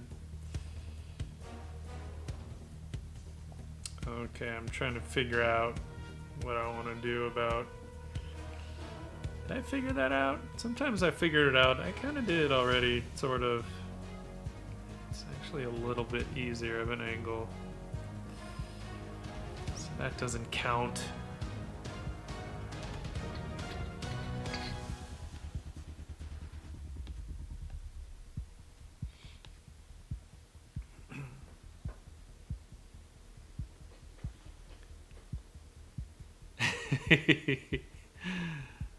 And then I also have done a bit of. I got this small electric smoker roaster that Oster makes. It's like $60 or something.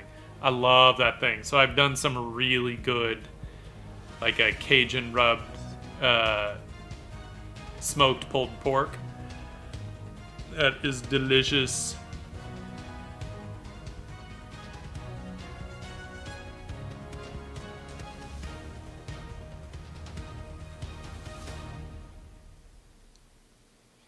You know, it's not like I can go to Gus's all the time. So, just smoke my own.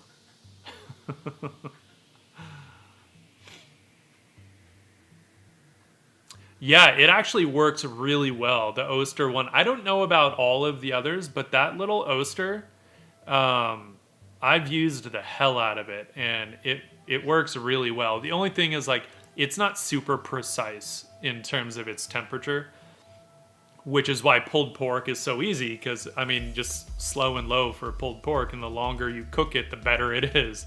So it's really easy. But if you're getting into a very precise cooking, like smoking recipe, and some of them you really need to keep it at certain temperatures, then you would need to be a lot more hands-on with it, I think. It's mostly at the lower temperatures. It's really not accurate. I don't like the knee thing on her. But if you have like a thermometer that you can kind of plug in, then it's, you know, it's not difficult to kind of fine tune it a little more. I just don't always want to deal with that, so I'm just like, pulled pork. Just drop it in there, let it go for like 5 hours. Replenish the wood every now and then. Baste it every now and then if you want.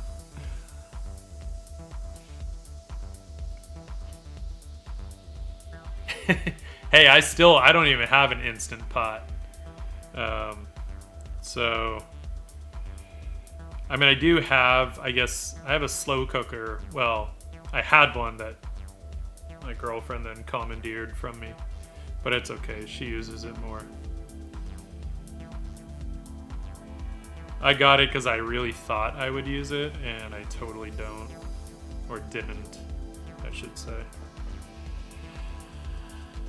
Alright, there's something here that is bugging me. It's a little ambiguous, and I don't like it. I don't mind keeping things simple, but I don't like it when they look ambiguous, because then it just looks like a cop-out.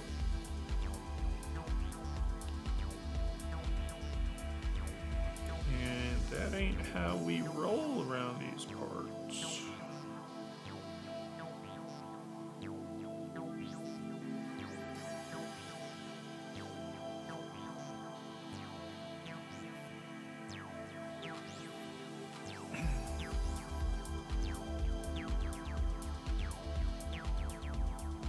Nice.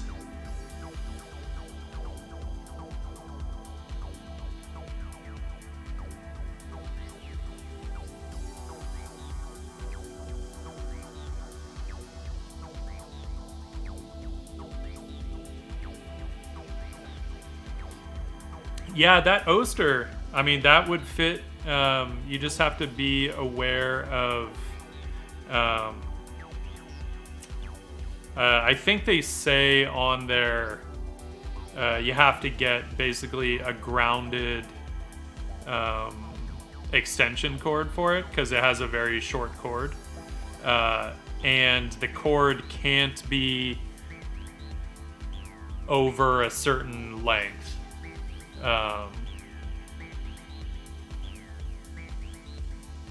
It does create smoke. Yeah, the smokers always do. Even the Oster one, definitely not an indoor thing.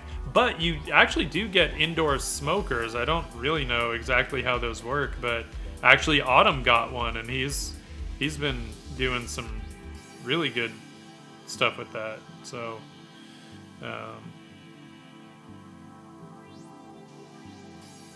They do work.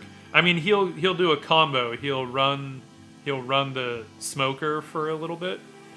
Because I think after a certain length of time, it like stops absorbing smoke anyway, smoke flavor. So then it's more about the slow roasting. So then he'll transfer it to the oven.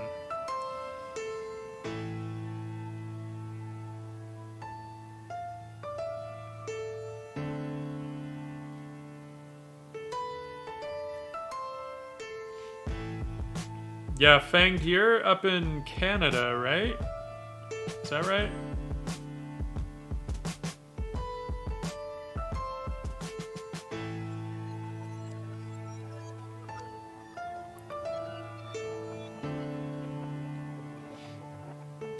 Nice.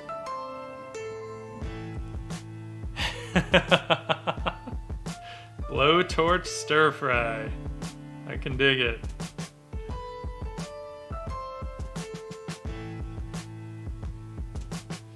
Alright. Okay. I don't actually want them all to have the same shoes, so let's not be lazy. I don't mind if they have more or less the same kind of like silhouette on the shoe, though even that I might vary up a little bit. But let's I don't need the shoes to be all crazy complex or anything. I just don't want them all to be the same.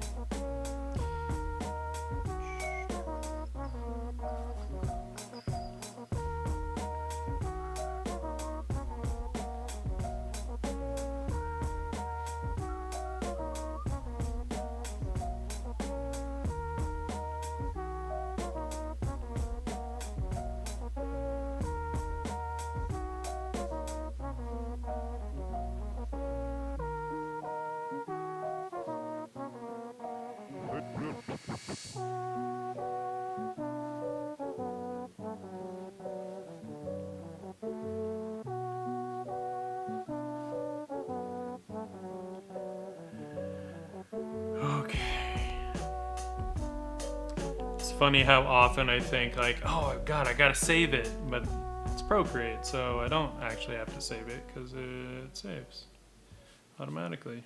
But sometimes I freak out because I'm like, I haven't. Oh wait, I don't have to. I ain't gotta.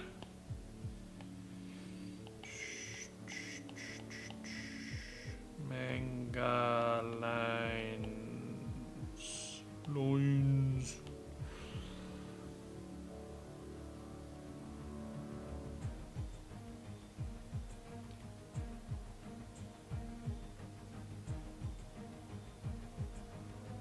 Nice. Yeah, I don't know. I don't know what it is, but fire is a magical thing when you mix it with food, I have to say. Hello.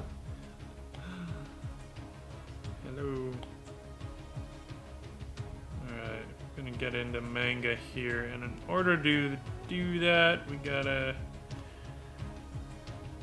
turn off Miss Quin, sorry.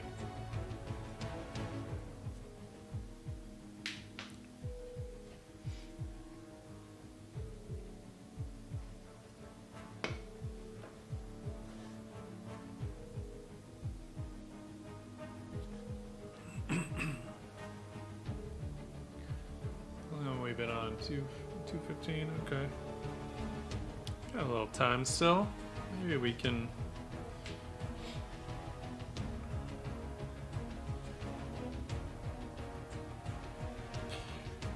I feel like she actually needs to be a little taller in comparison to the car, which means that this elbow will need to drop down. Because she is supposed to be the tallest. So, I have to figure out how I want to handle that.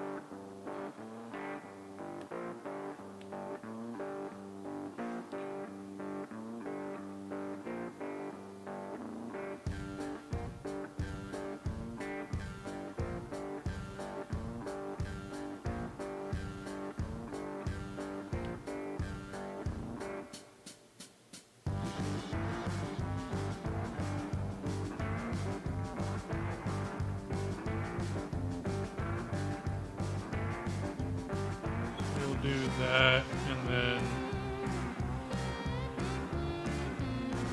it'll just be a matter of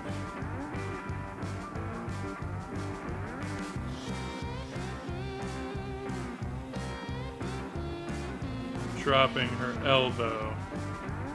So, not a big deal. Nothing crazy. Okay. We got this.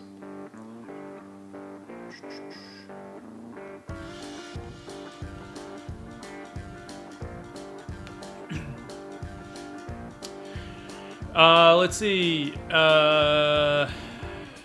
Kelly and I are heading down to her parents' place in San Diego.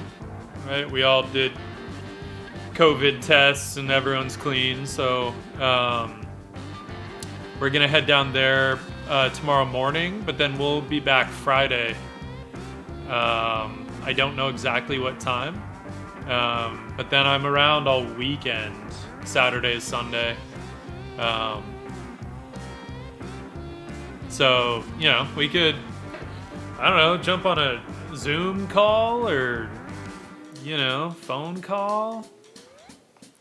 Might be nice to, you know, see each other if you want to do the Zoom thing.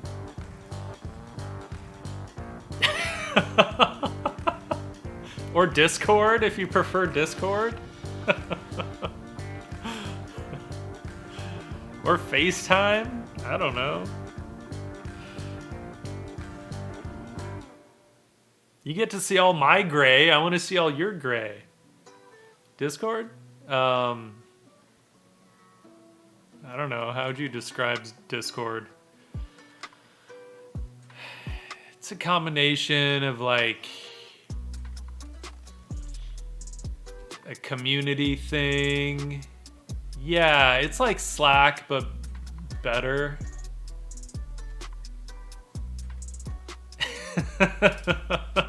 Could be worse, dude. Are you as ripped as Hugh Jackman? Are you as vegan as Hugh Jackman?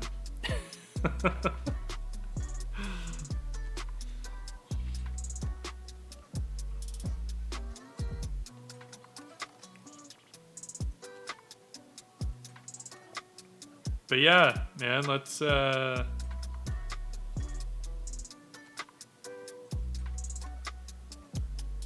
definitely jump on a call.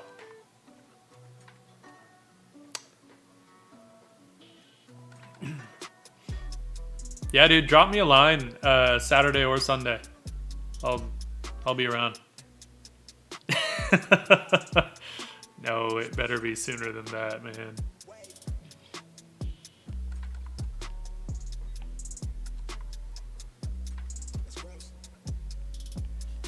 Glad you're able to pop on here. It's a nice little surprise.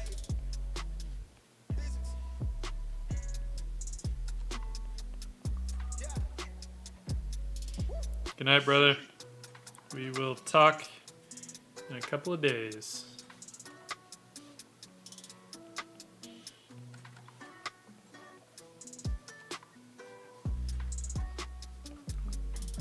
So, of all of the characters, she was the one that I just didn't actually, because she got pretty small in the sketch, so I figured, okay, I'll get her features in when I go digital. So I figure that's kind of what I'm doing now, is just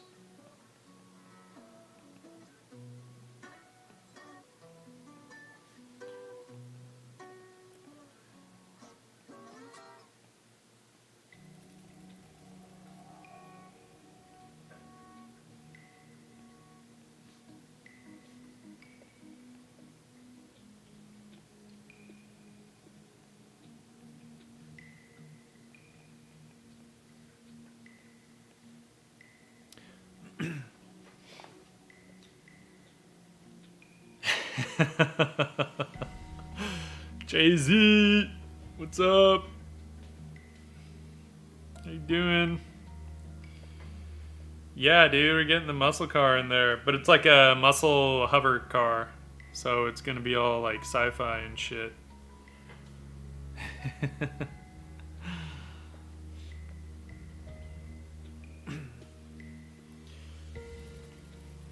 Hey Fanged, what are you drawing?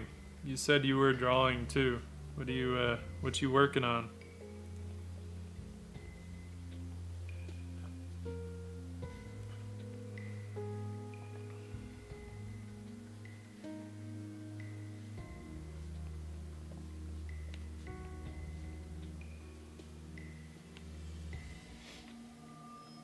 Oh, nice. Right on.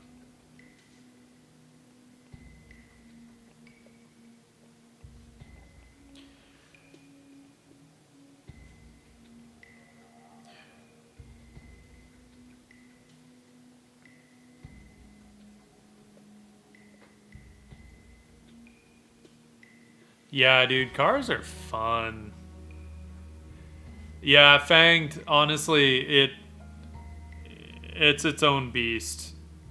Really, like anytime I think, because people have asked like, "Hey, are you doing commissions?" and I've considered it, but I'm like, dude, I draw and paint all day for other people at work. I'm not gonna, I'm not gonna open it up.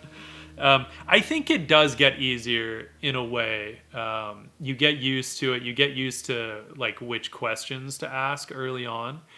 But the tricky part is that differs from assignment to assignment, right? But you get used to kind of like, okay, well, if it's this kind of a thing, then I know from experience that these might be some of the pitfalls. So I better ask about that. I better get clarification on those things. So I think in some ways it does get easier.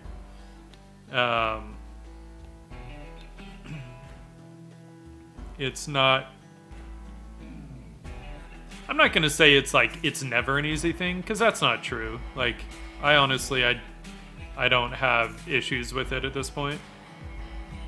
But even now you do get the odd frustrating assignment. But the worst is when whoever's commissioning doesn't know what they want. That's when it gets tricky. So one of the best things that you can do, depending on how hands-on the people are, right? Because I'm used to working with clients where you're really sticking to a specific assignment. I've done some commissions at like conventions and stuff, and they're much easier than in a lot of ways, because usually you have a lot of leeway to just kind of like do your thing. But it depends. Sometimes it's not the case, and sometimes they're very prescriptive in what they want. And sorry, I just happened to see that she should actually have much longer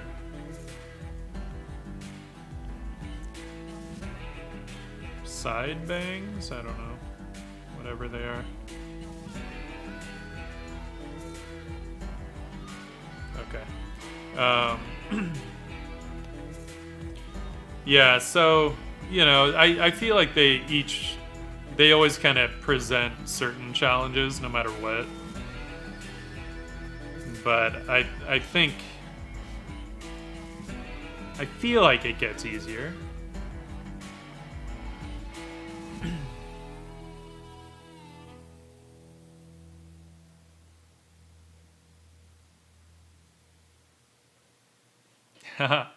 Yeah, man. Jay-Z's a badass.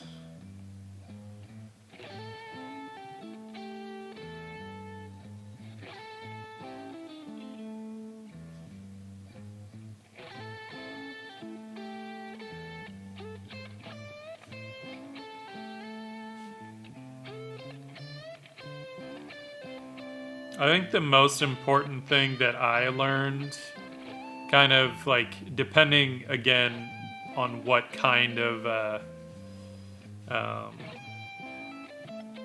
commissions you're doing, like is it something where you're gonna do revisions on it? Do you show it to them and then they're like, oh, change this, change this, change this? If it's that kind of thing, the most important thing I learned was to bake in a limited amount of revisions. So they get like 2 or 3 rounds of revisions, and then that's it. Because otherwise they'll just keep nitpicking, and then it's no longer worth the money. And that's kind of the most important thing is, I think that's when it gets tedious and painful on the artist's part, is when you're just doing more and more work and it's just not worth whatever they're paying you anymore. Alright, let's... Ooh, I have a camera. I also have a mirror to see how I want her to be leaning her hand. Yeah, revisions can, like, kill it. They really can.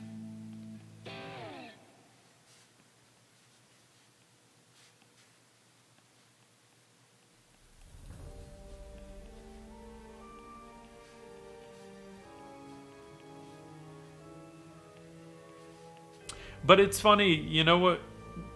The other thing I've found is that the more money people are paying you, the less hands-on they are, because the more and more professional they are, and the more they trust that you're a professional. I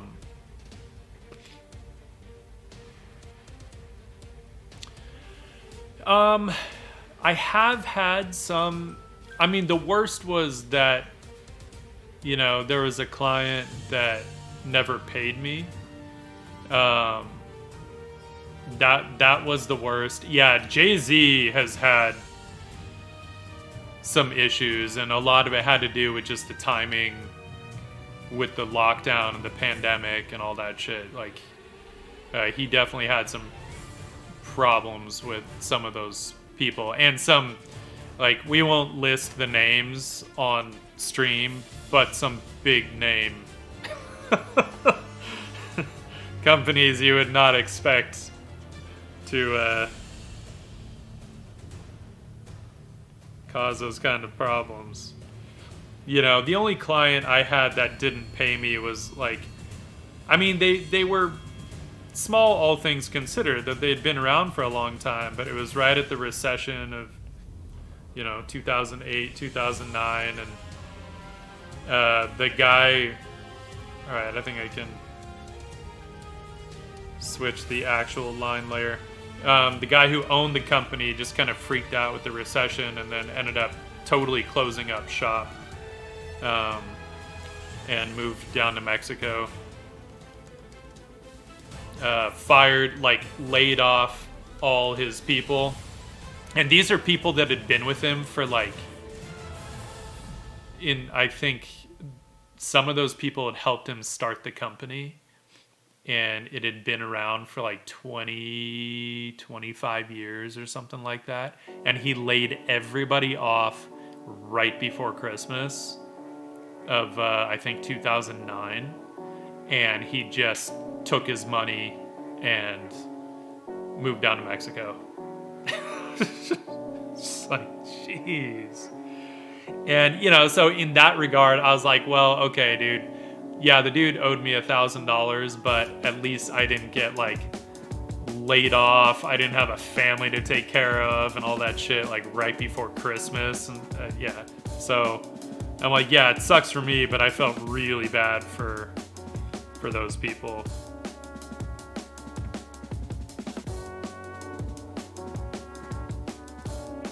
This gets a little tricky when we're, like, zoomed in past 100%. Oh, I should turn...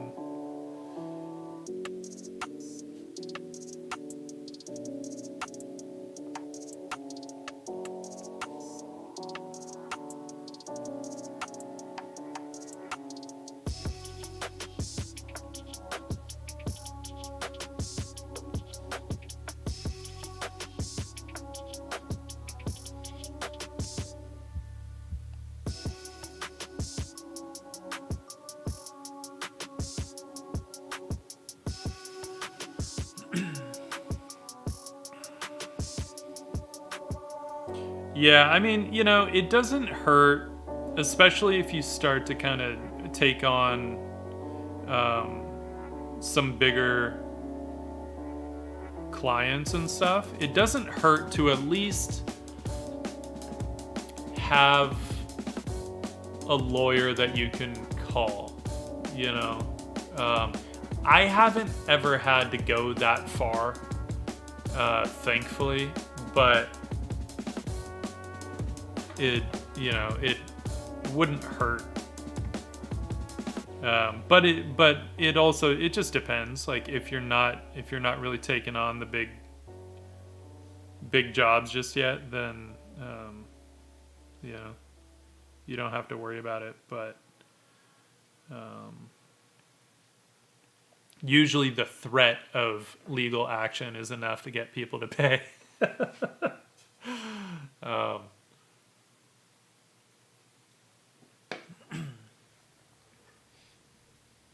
And I mean, it's part of it because on our end, I mean, there's so many great clients too. But what happens is we start dealing with people that are not artists. They're penny pinchers, accountants, whatever, HR bullshit at various companies. And it's their job to like keep as much money for the company as they can, and can't really blame them for it, but they'll do whatever they can sometimes to like pull strings to, I mean, I had a teacher at Art Center that would tell us stories all the time of stuff that he had to deal with, and I mean, this is big time. This dude designed the Tower of Terror, in California Adventure. Like he was the one that designed the facade. He did the concepts for it and stuff, and he did a lot of that shit. And like this was way back when he was big time, like back in the 80s and 90s, and even doing stuff for them, for Disney. Sometimes they just, it wasn't that they weren't gonna pay him, they just didn't really want to. But back then you could get away with a little bit more. So he would do stuff where he'd bring a painting in, that they needed like super fast turnaround on. So he'd stay up for like 2 nights in a row, it's like 3 days straight or something, getting this giant gouache painting done for them. And then, it would be payment on delivery, and then they wouldn't want to pay when he delivered it. So then he'd be like, and they have a meeting starting where they need the painting, and he'd be like, okay, well then I'll just take this painting with me. And they'd be like, wait, okay. Or they would say, okay, come back tomorrow, we'll have your check. And then he'd come back the next day and they wouldn't have it. They would make up some excuses. And then he'd be like, he'd look around, and one time he was like, yeah, I saw a computer that looked like it was about how much they owed me, so I just started unplugging the computer and walking out with it. And, and they're like, okay. And then he's like, yeah, in like 10 minutes they had a check for me. Like, damn, you get arrested for that now. But, this is back in the 80s. I guess he could do that. 90s, I suppose.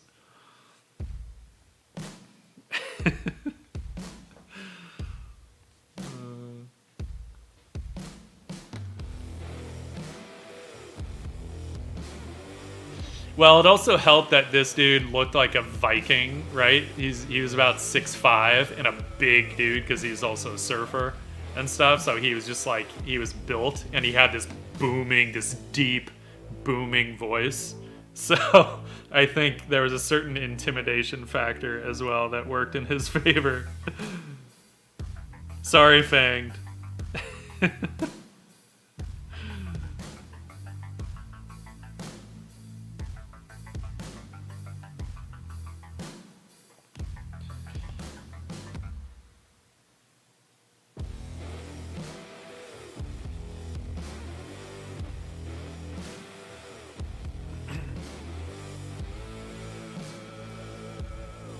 Cool.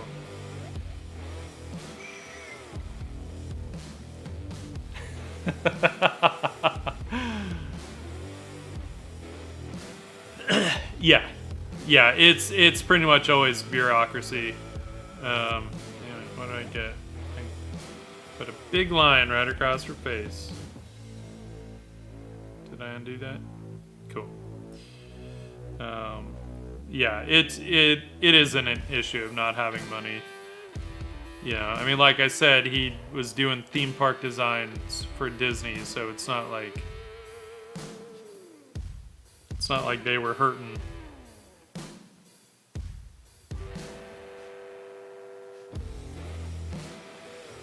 But at the same time, Disney was one of his best clients, you know. He was, I don't know if he still is. He was one of their fine artists. So Disney has a fine art program. I think they still have it. I'm pretty sure. Where they actually hire fine artists. They basically have them on retainer, right? I mean, I think it's one of the coolest jobs ever. And these guys, these artists, all they have to do is produce one, like, actual painting a month of a Disney character in any medium they want, any style they want, and Disney just pays them. And then they keep those paintings in, like, the vault until then. Every now and then they'll do, like, a gallery show of these paintings. I think they'll sell some of them off. And so it's like this regular gig for, I mean, you know, little known fact, Picasso was a Disney fine artist. So somewhere in their vault, I believe they have a bunch of Disney characters painted by Picasso, which is kind of awesome. And so Eric Robinson was one of their fine artists. I don't know if you've seen the book 100 Mickeys, I think it's called. He's the one that did that book.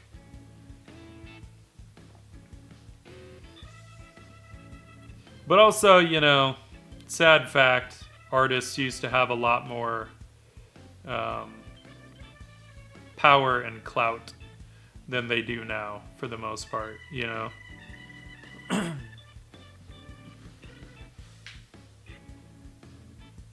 Well, so he actually wasn't a... technically, he wasn't a fine artist. They just call it a fine arts program because you're creating these, like, nice paintings of their characters. But he actually came from industrial design. So that was industrial design and illustration. So for theme park design, for a lot of those concepts, they would do these big, like, gouache paintings because gouache was fast, right? And that's how they would actually figure out sort of the basics of what these facades looked like. Crazy facades. So then he did that 100 Mickeys project. And what was awesome was that he was kind of doing it, and he was struggling a bit, but it was also, I think he didn't feel like, it was literally, they wanted him to do 100 Mickeys, and they wanted each one to be in a different style. So he was basically just doing all these crazy paintings. But then he talked them into, because he's like, I need more color around me. I can't focus here in LA. It's all drab, and at the time I'm sure it was smoggy as fuck. And so he convinced them to then put him up in the Caribbean for like 3 months.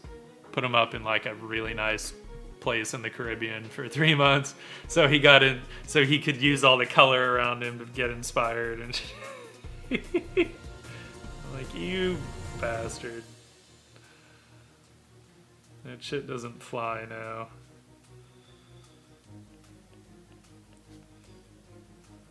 I wish.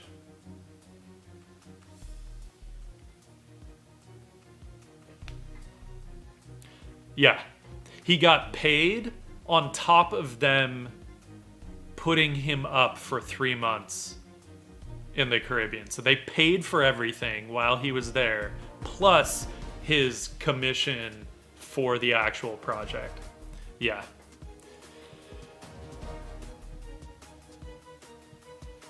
bastard.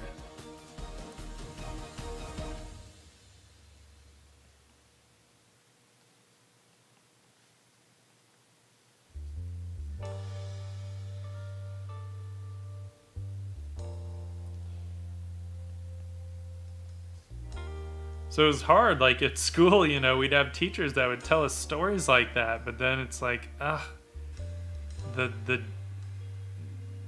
world is not that way anymore. You know? So frustrating.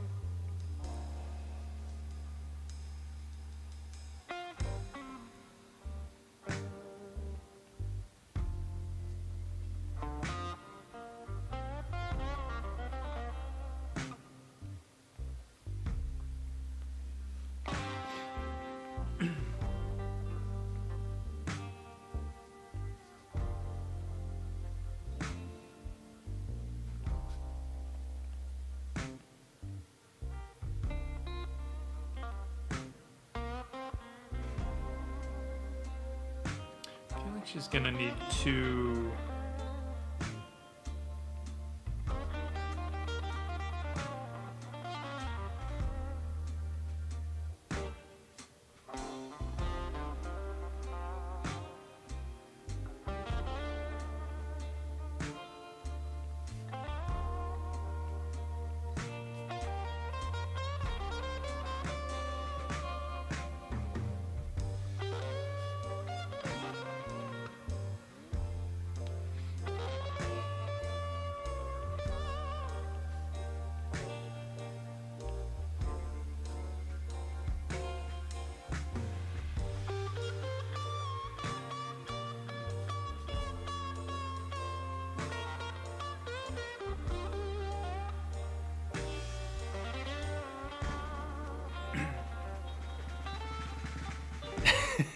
Right?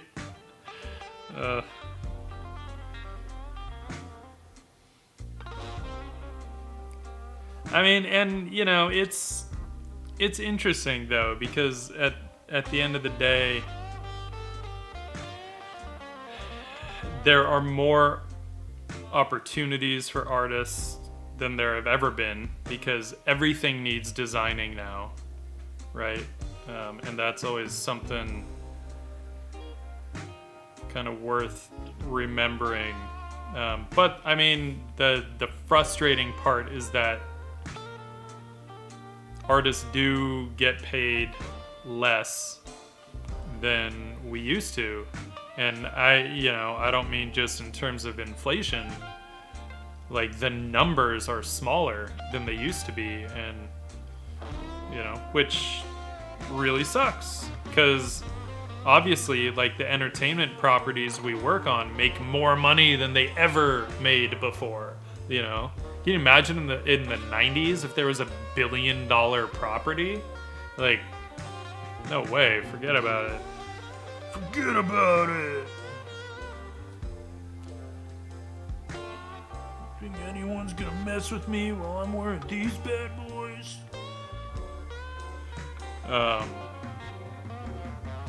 So, it is frustrating, but it is still important to note that they are making more money than they've ever made. So there are budgets out there, worthwhile, decent budgets that we can be a part of. Or, you go the kind of, the route that you're going, Fanged.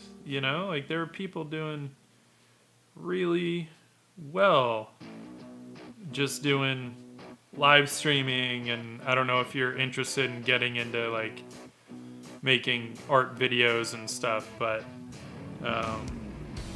there is a very nice freedom to that. I will say that artists have kind of never had before.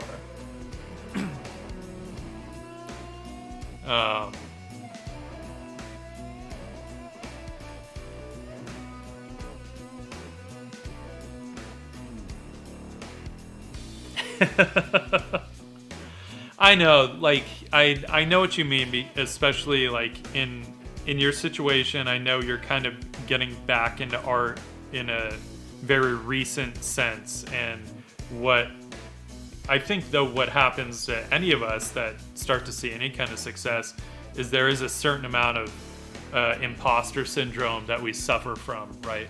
Because we're always in this learning capacity. We're always trying to get better, and so we never feel like we've made it as artists, right? We understand that, yeah, we may have certain strengths, but we're also hyper aware of our weaknesses, right? And so then it's hard to feel like you're a legit influencer, or that you should be, or something, you know, like it's really hard to feel that way.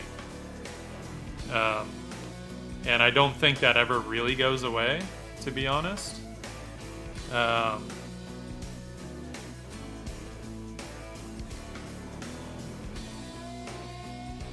But I mean, to a degree, I think after a little while, you also just kind of accept it.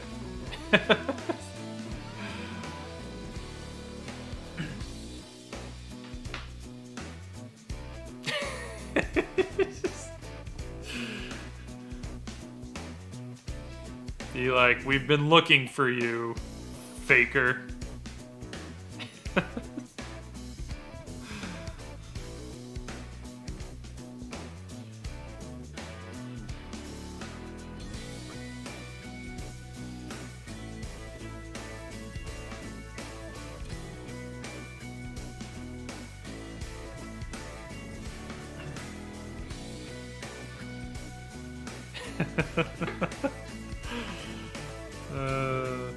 Yeah, I mean, you know, because I'll listen to like writing podcasts and stuff, and you'll hear authors talk about it all the time.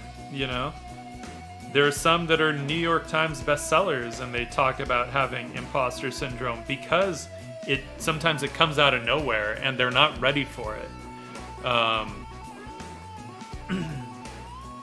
You know, maybe all of a sudden they win a couple of big awards, and then boom, just bestseller, and they're just like, what the hell? Like, I'm still trying to figure this stuff out. How the hell, like, why are people all of a sudden coming up to me at conventions asking me like how to do this? They're like, I don't even know. So yeah, the syndrome is real, my friends.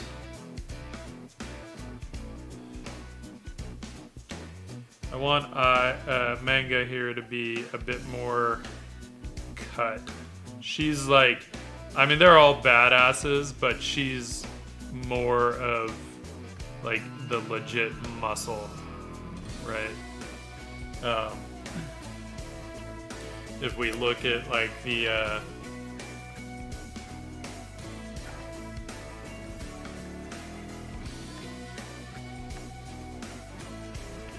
if we can see this kind of a little bit.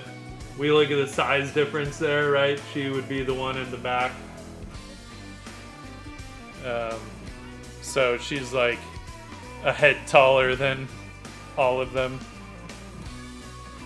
Almost 2 heads taller than little I here. So closer. Well, it won't auto focus is the problem. And I don't have my OBS set up where I can make this full screen. Maybe with a little less light.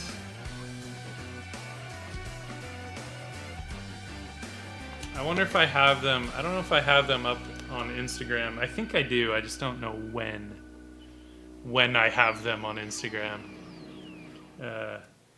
Insta.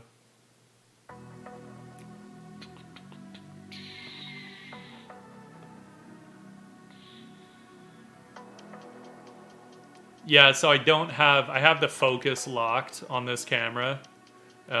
So if I bring it closer to camera, it'll just be super blurry. but I'm pretty sure I posted them. Yeah. Yeah. There they is.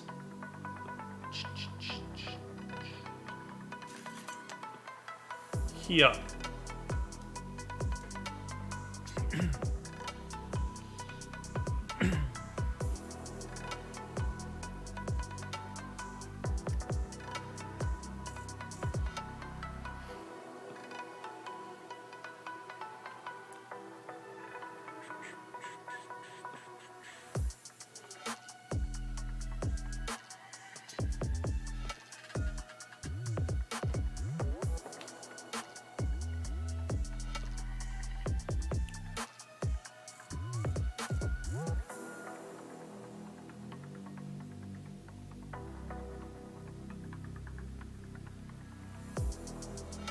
But, I mean, obviously I've changed up her hair a bit. I wanted her to have a little more of the cloud hair before I'd gone for the braids. But I want her to have a bit more of a cloud, right? Oh, you're gonna do that shit. Right? Because that shit's just fun. Fun.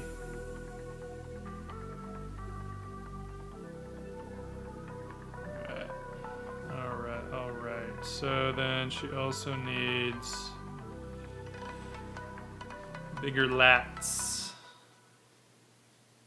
I'm gonna have to bulk her up a little bit.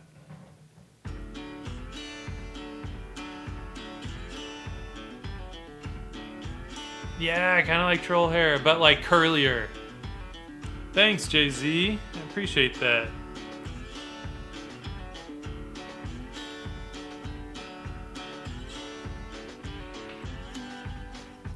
Definitely, that was a super fun one, so I'm hoping... I mean, we're gonna get into a whole city background on this one, too. But that's something where I feel comfortable enough just doing that in painting because it's just going to be mostly about the silhouette shapes anyway. So I don't really need to like worry about totally figuring it out, you know.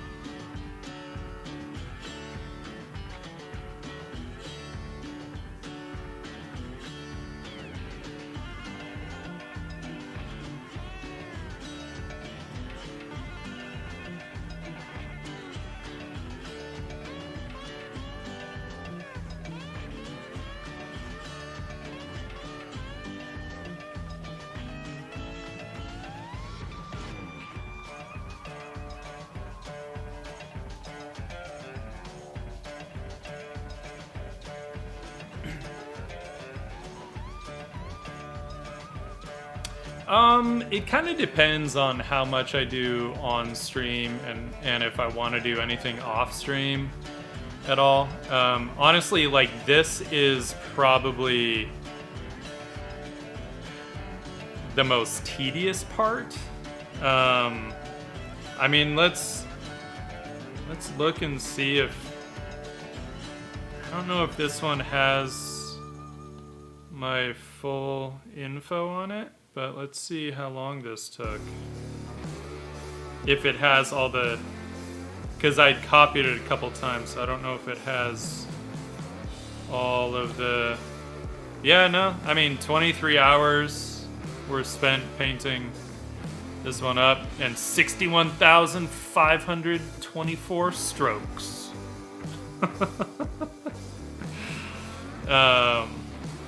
But yeah, I mean, basically a full day, 24 hours of work went into painting this one. So, that's a good amount of time. But I didn't spend all that time on stream, because sometimes I just need to move fast. But I was also trying to get this done for the Kickstarter, so I had to just kind of bang it out.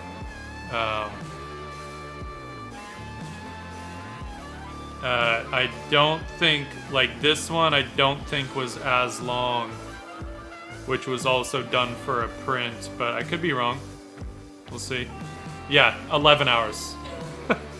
11 and a half hours. So, way shorter. But I didn't have 3 figures that I was drawing the shit out of. Start to finish in Procreate.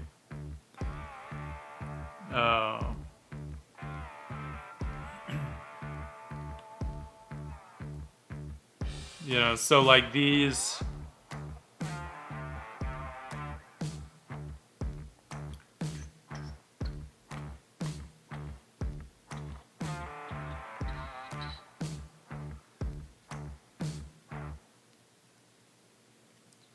Gotta load.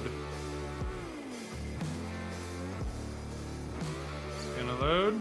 There we are. So, it started. We can see here. It started with the. Where did it go? Where did it go? It was a thumbnail in my sketchbook that I started with, and then isolated them, and then just started figuring them out. She went through a few different phases, I think. Little sidebar, started inking her.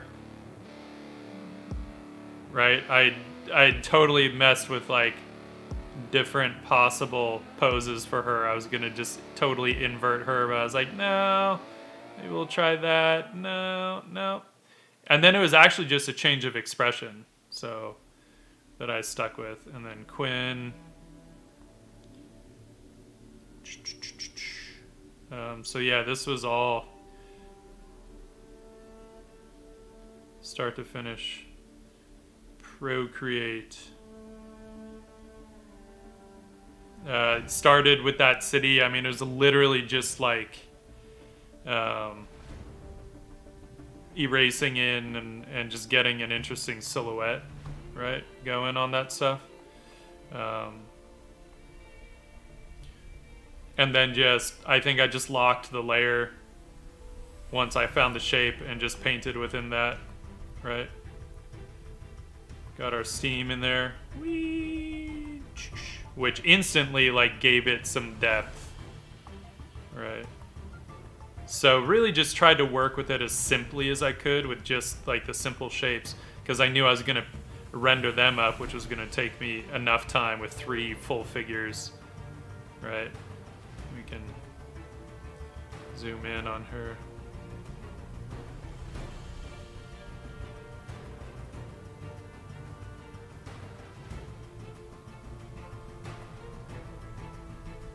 And then on Manga here.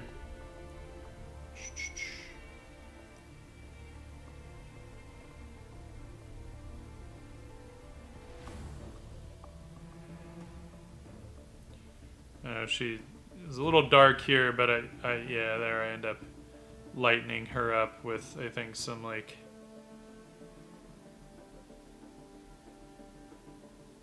overlays. And then on Quin, and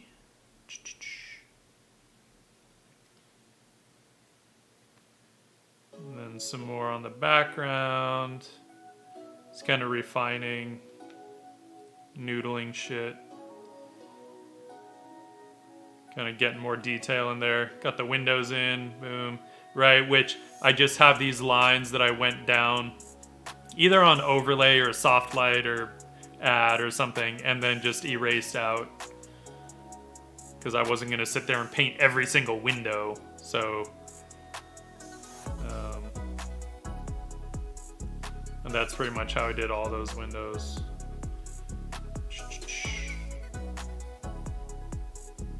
Yeah.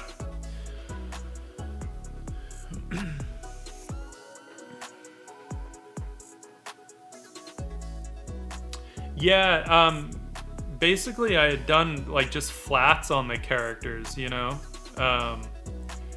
So once I had those flats, then I can just, I'll just use a clipping mask, right, on top of it.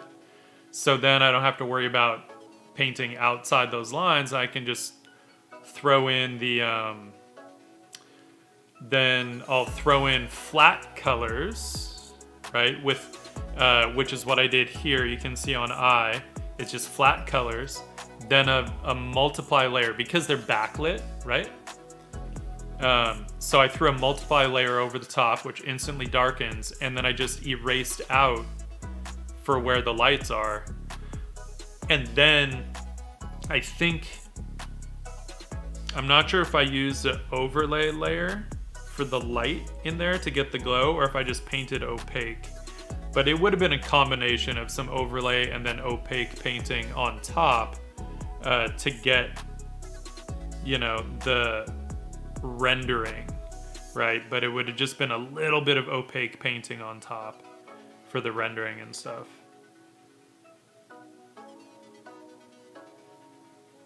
So yeah, just trying to simplify and because I had 3 figures here where I had to basically replicate the same process, and if I went through and was trying to paint all that by hand, chances are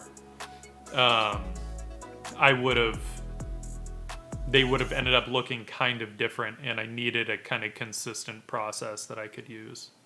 So I don't know if I have all the... So what happens if I take... Oh, you know, though I definitely simplified because I was probably running out of layers at a certain point, so I had to flatten the layers a bit. I wonder if, like an earlier one, this might have more layers on the characters. Yeah, so if we go into eye here, we can actually see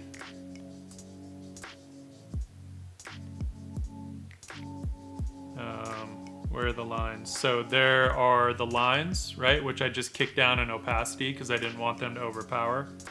And I just had the Indian yellow flat because, I mean, that's what her name is. IY is for Indian yellow. And then just threw in the flat colors, you know, kind of painterly. I mean, you can see on her leg, you can definitely see through it.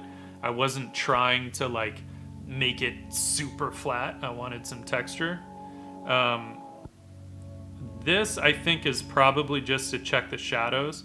So there's my multiply. Yeah, so that was just to check the like occlusion shadows, this white layer, right? Just to make sure like, hey, if it looks good monochrome, cool, then those shadows are working. And then we have a normal layer where I was doing more of the rendering on her. And then an add layer. So that's what I did. I didn't erase out into the multiply. I just used an add layer to get that light, that luminosity in there. And then a second add layer, and all this is for the light bloom, right? But it's not linked to her. It's not a clipping mask. It's just a layer on top. So, yeah. Yeah, it's fun, right? The kind of that windbreaker. So then the nice thing is I could just replicate that process, you know. Then when I went to her and did the exact same thing.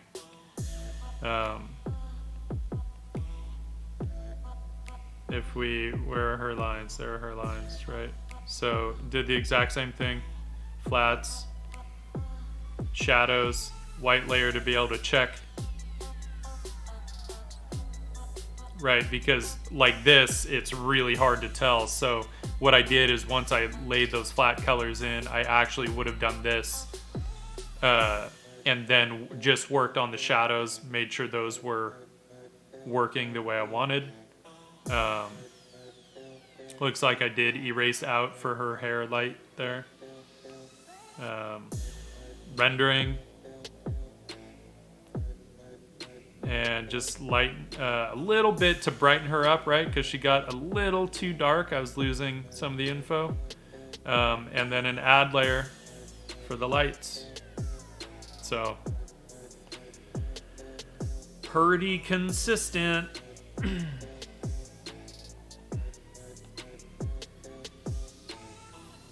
Whoa. Go away. Yeah. Yeah. But, I mean, kind of interesting, because this was probably, I think, a lot more painting involved, I feel.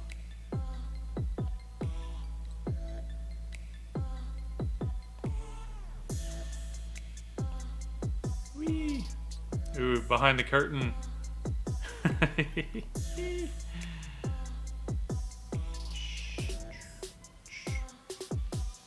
But still, you know, just kind of trying to build things up a little bit at a time.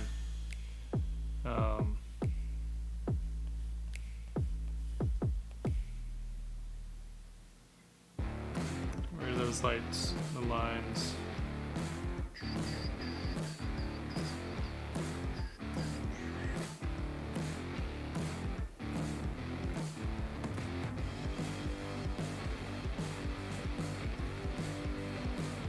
Probably had, interesting. But I mean, there's the underpainting, sort of. This one was just a lot of kind of pushing and pulling values because I needed those values to be really close back there. So, overlay for color shifts. Bit of opaque painting on top. Hard light layer, I think, is what that was. Sometimes I'll just mess around with layers and see what gets me the look that I want. Add layer just for the glowy debris, because everyone needs some glowing debris. Our rocks. Flat. Basically flat colors, right? Like, there is no modeling beyond actual color modulation on that. So I use this process a lot, right? And then using the multiply layer for the shadows. I just used a normal layer for those lights. And damn, I did a lot of actually just normal painting on this. So... some more details over the top. The flame there, also painted on a normal layer. Water lines, I believe. That's just water lines, right? Little detail. Lily pads, super flat. I mean,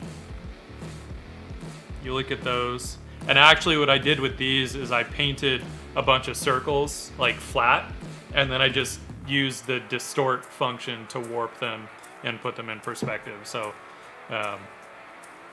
super quick and easy. Add layer for our nice, really, like, before we put that, we need the tree, right? And then that add layer was just painting in the light atmosphere. And then a hard light for our light bloom to have that light kind of bleeding around the edges of forms. Yeah. Yeah. Anyway, whoops, let's not leave a giant mark. Anyway, let's at least finish up drawing Manga. Our girl Manga. My pleasure. Honestly, it's all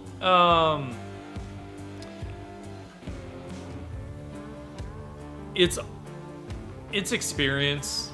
You know, you paint enough things, you come up against enough challenges, and you figure out ways around it. For me, a lot of it has come from working in advertising, and we have such tight timelines to work on things, you know? Like, if I have 3 days to work on a full illustration, I'm stoked, you know? A lot of times we're looking at 1, maybe 2 days. And so, out of necessity, right? Necessity is the mother of invention. And out of necessity, you just start to figure out some kind of shortcuts. This is going to be a little, because I can't really see hers, so I'm going to work. I feel like I could probably wing it, but I don't really want to. I feel like I'm better off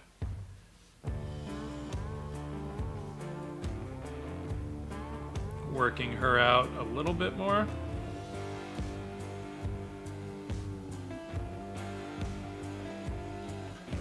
Because she is tucked behind the behind I, technically, but I want to be able to move them around. At least I want to be able to move I around, so I need to make sure that she is fully worked out.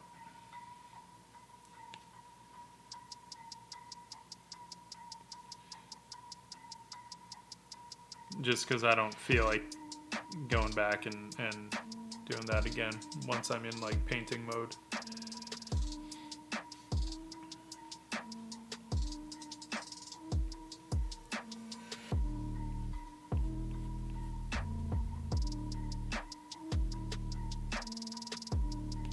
Okay, let's pick that opacity up just a little so I can actually see what the hell I'm doing. Minor detail.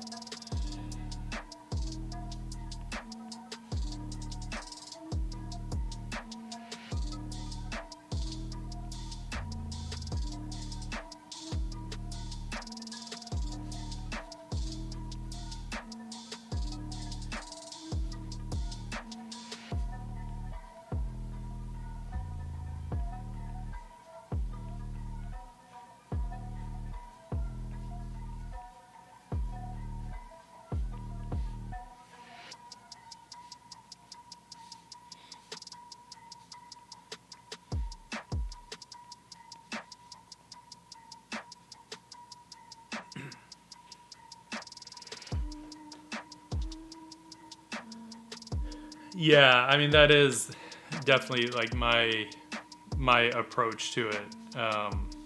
You know, there's a certain amount of sometimes with digital art where I have to almost like fake like there was some kind of a process and a journey, but usually my process in digital art is just trying to figure out, like, you know, how do I tell the story in the quickest way that I can.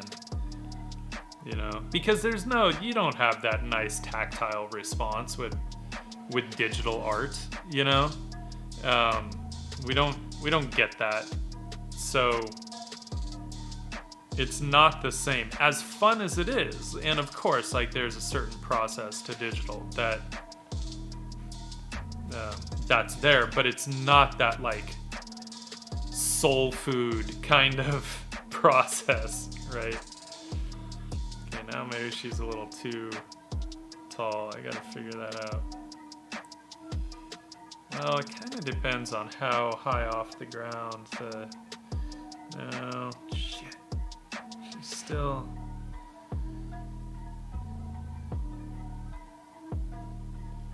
You know what it is? I'm gonna have to move her over. But whatever, we can do that once I get her line work done, so I'm not gonna worry about it. But that's all it is. She just needs to move over.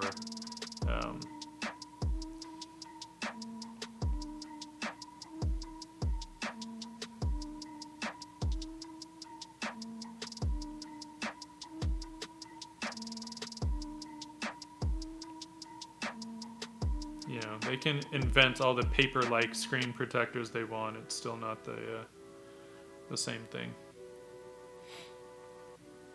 Hey, Saratan, hello.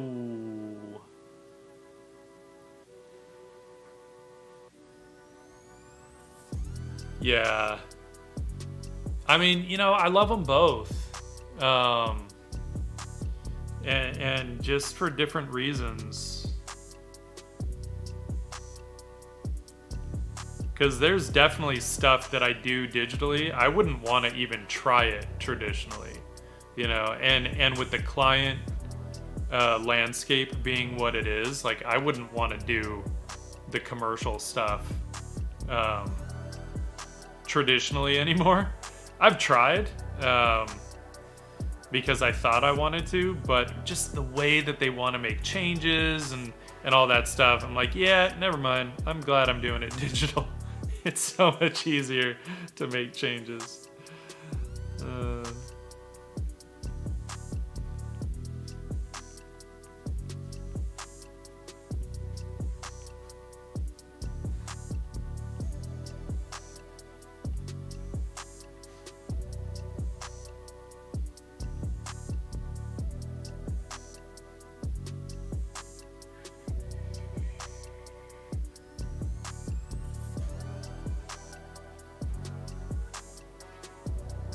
Something here, that leg feels a little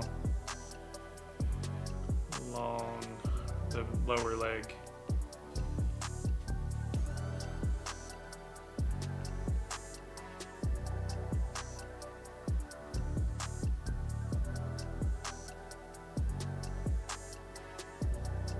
There we go, that's better. That's better.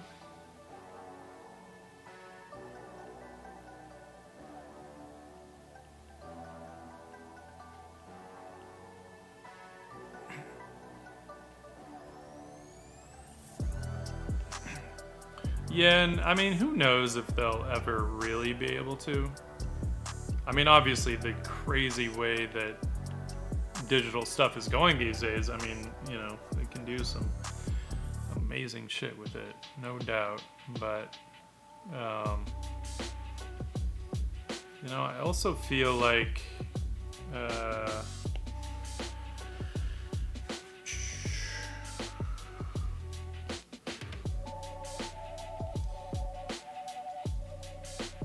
normally I would redraw, but I don't really feel like it. I would rather tweak. A lot of times, like, you know, there's a time and a place for using Liquify. A lot of the times I will redraw just because I'm like, hey, all the practice I can get, right? But sometimes I would just rather not.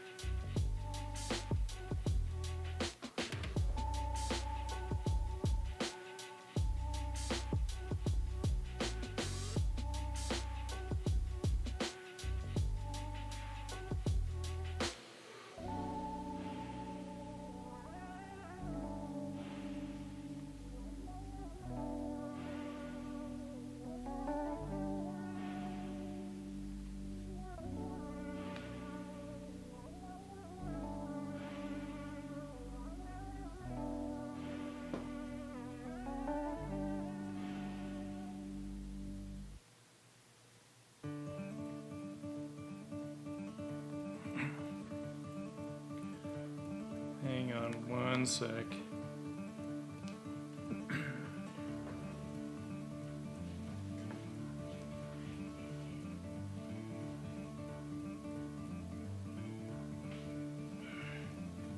Someone wants attention. Hunkerton. Yeah.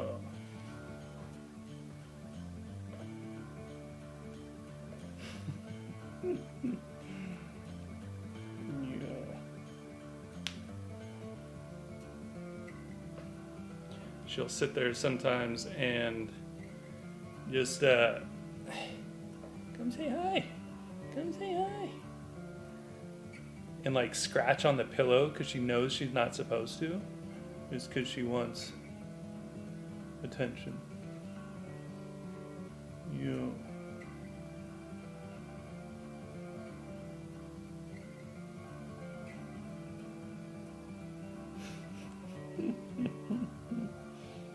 Yeah. Alright. And she's like, put me down. I didn't want that much attention. Yeah, she's got her little mittens.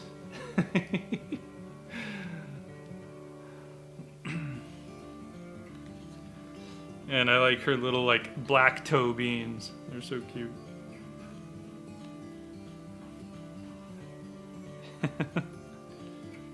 Her name is Denna. If anyone has read The Name of the Wind.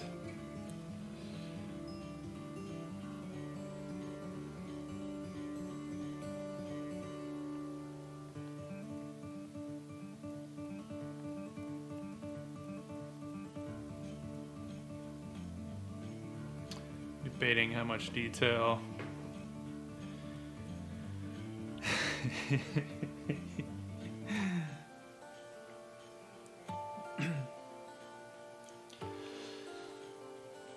All right, well, thank you so much for joining, Fanged. And happy Thanksgiving to you too. I might stream again on Saturday, but I might also just try and be really productive on Saturday. But I'll be back Monday night at 7 p.m.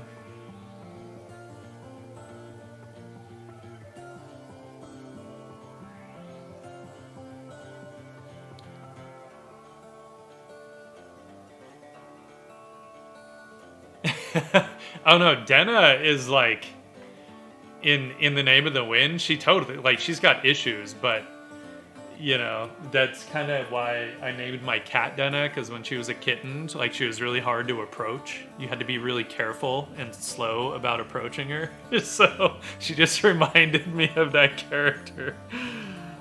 She would always hiss at me all the time. Then once I picked her up, she was fine.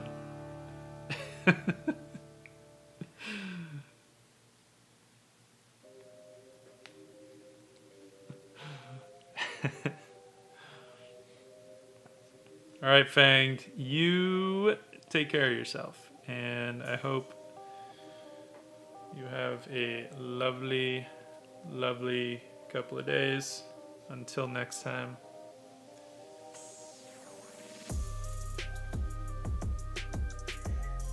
All right. Let's see if we can't. Of course, now I've got cat hair all over everything. What are you gonna do?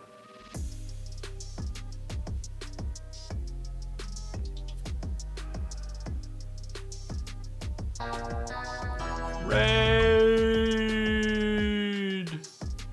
Archer Kel raid! Yo! Raiders! Raiders! How's it going? We're working on our cyber elf girls here. Still gotta flesh out their muscle hover car, but working on them. That's what we've been doing, and we took a slight detour for tutorials. process tutorials. But for anyone who might be new here, the characters I'm drawing are these girls from a previous illustration. We've got Manga, named after manganese blue.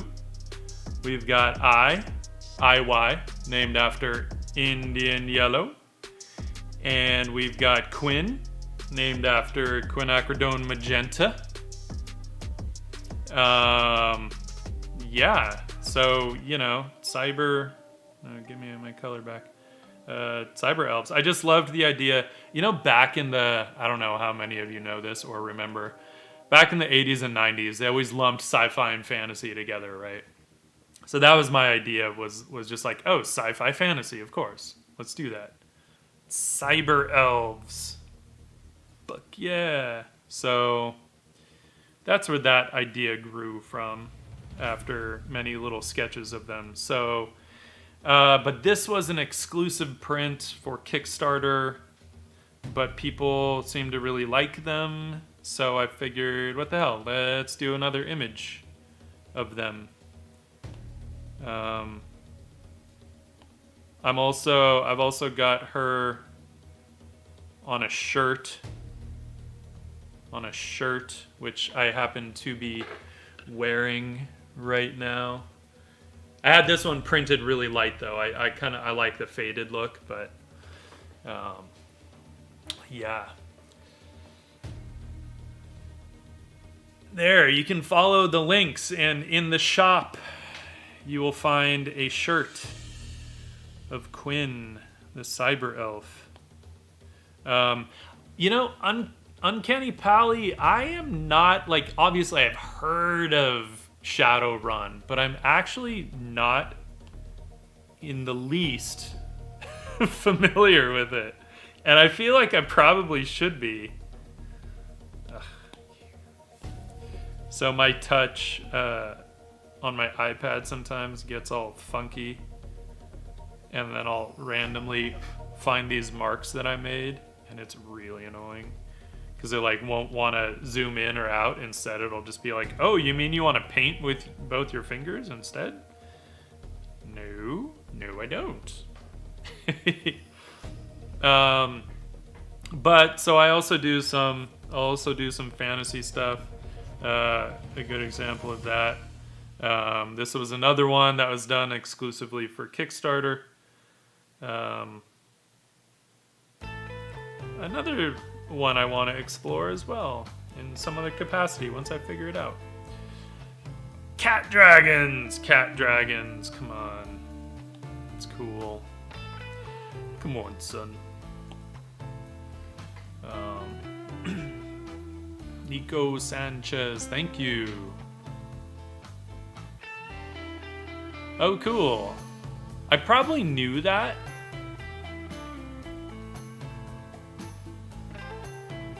I probably knew that at some point and just totally forgot. I'm gonna darken that car again. So I'm hoping to at least wrap her up. Because, you know, I spent some time doing a bit more chatting and less drawing today. Autumn, Jonathan Alk popped into the stream today, so that was pretty rad. Nice to kind of chat with that dude for a little bit. And Autumn, welcome. What did you work on today, dude? Do you have anything you can show? Anything posted up anywhere that we can see? And anybody that doesn't already follow Archer Kell, now's your chance. All right. Well, you know, if there's anything else you want to link, feel free, dude. We like all the links here. And hopefully I can figure out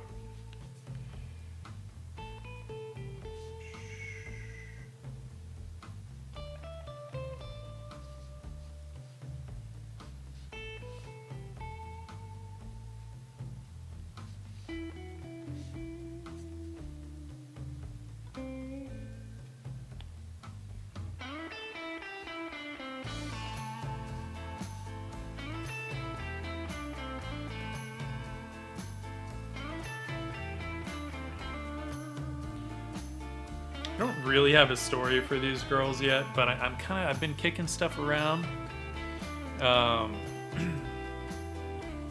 Which one was this? Did I see this one? Did I see this? Yeah. I think I saw this earlier today. Dope. I gave it a like. Yeah, I did. Cool. Word. Oh, right on. How did it go? How was your stream?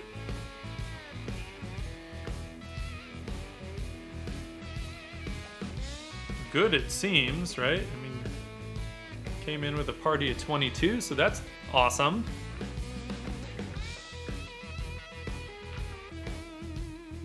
Right on. Very cool. Same here. Imagine that.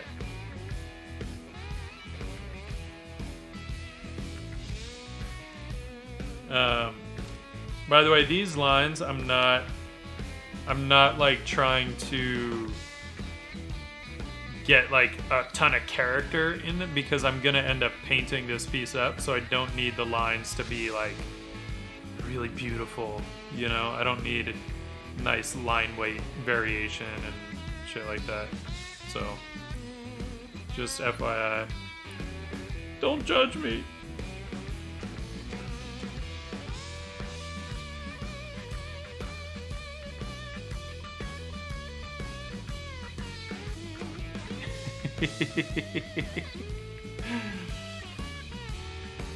Any other artists in stream?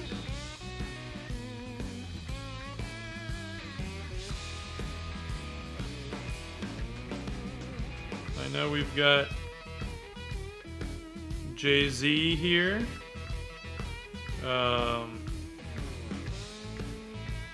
We had Fanged Bunny, but she had to jet. Because, you know, it's getting late, and I probably should too, because I actually am getting up early to drive down to San Diego, but, you know, it's good. Thanksgiving with girlfriend's family. It's a good thing. Cannot complain.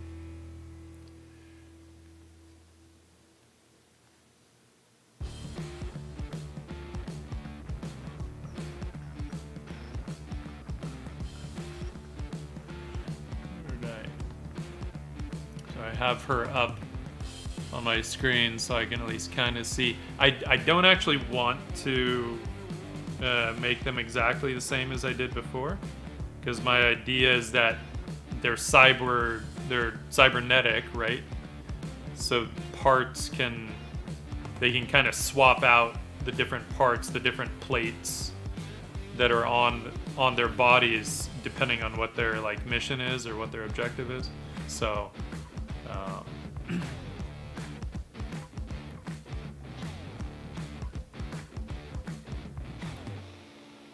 cool.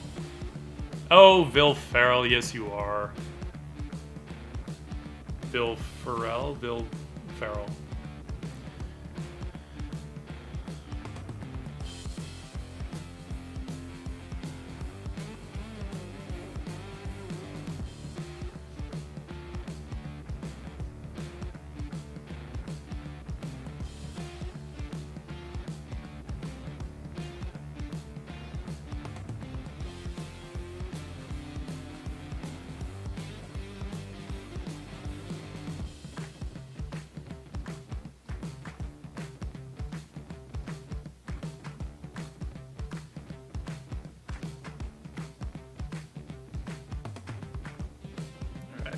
Get a little bit of design stuff in here so that She's not just here looking like she ain't got nothing on.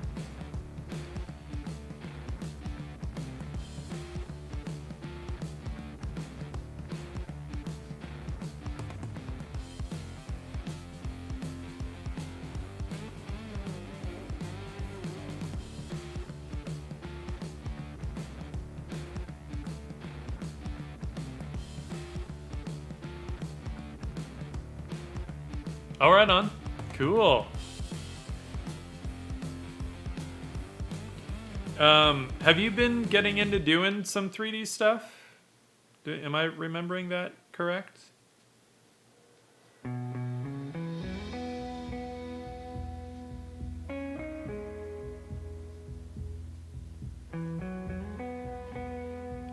of a fun little laid back, almost surfer vibe, but we're gonna go ahead and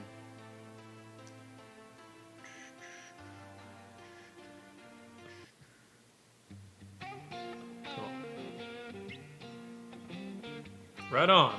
Man, I haven't done 3D in ages. I'd actually gone to school for computer animation back in the day, but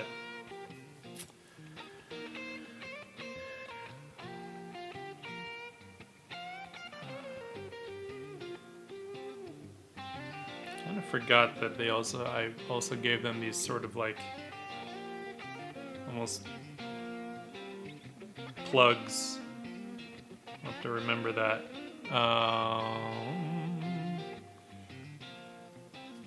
If we would see. Shit. So I always like the shapes to like follow the muscles and shit, but I don't want them all to look the same. So I have to like find different ways to follow the muscles. Plus, they're also asymmetrical. Like, I don't have the same, you know, from leg to leg. It's not like they have the exact same things going on. Yeah, man, I mean, I have to say, my biggest takeaway from doing 3D back in the day was that ability to kind of to visualize better in 3D space, even when I was doing 2D afterward. Huge help.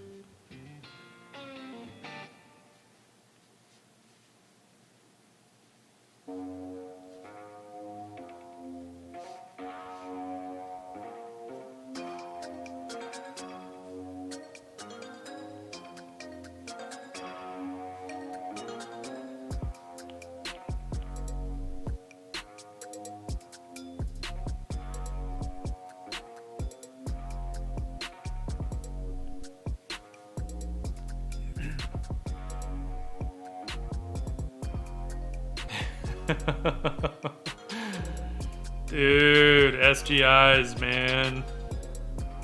I remember those.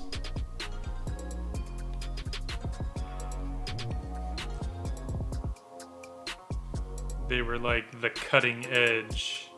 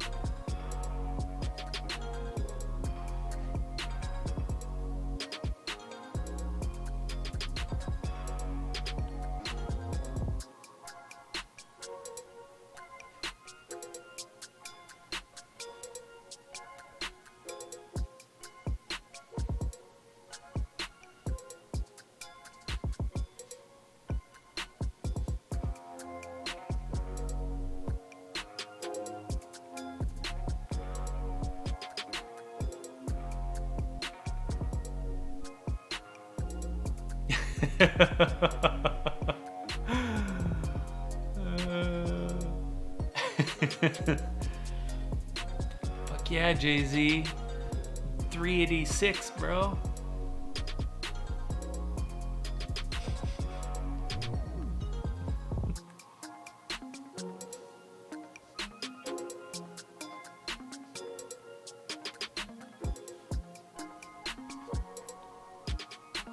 gonna be crushing Doom 2 with like 8 megs of RAM, man.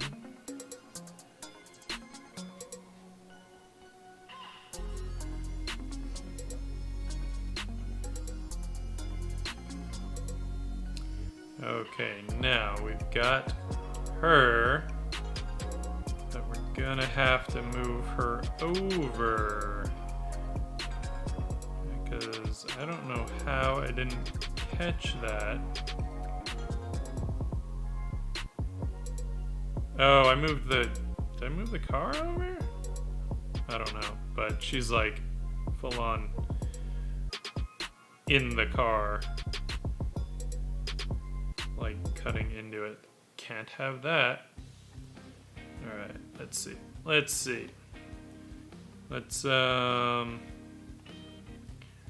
get this composition where it should be, because obviously I is now completely blocking and she needs to be closer up. I might have to make them a little smaller back there. Oops.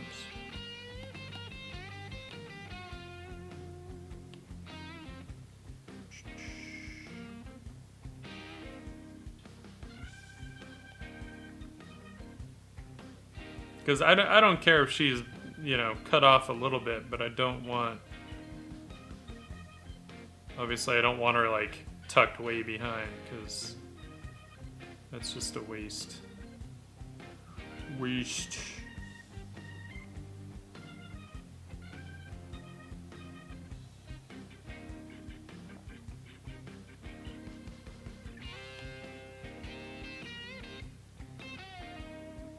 And we're gonna get a whole city up top there at some point, so...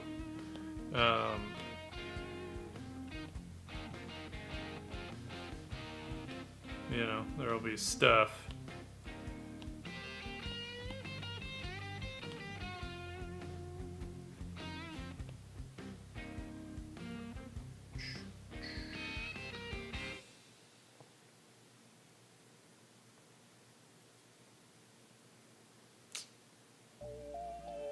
I'll probably at some point just have to kind of get the flats in there, start painting the city, and then move them around a little where I can really see like their silhouettes much more clearly. But we also don't need that right now, which is just kind of confusing. So, but I can already see some tangents happening that are like setting my teeth on edge.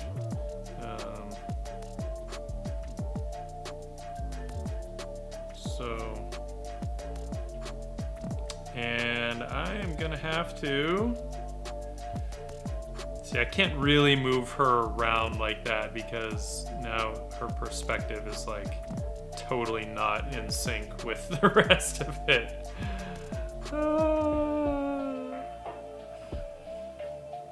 I might just have to kind of cheat it and rethink the perspective on the car. Which, you know, not out of the question. It ain't out of the question. What do I want to do? You. Distort.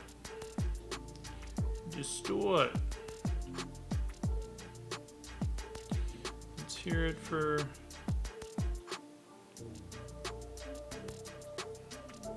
digital trickery.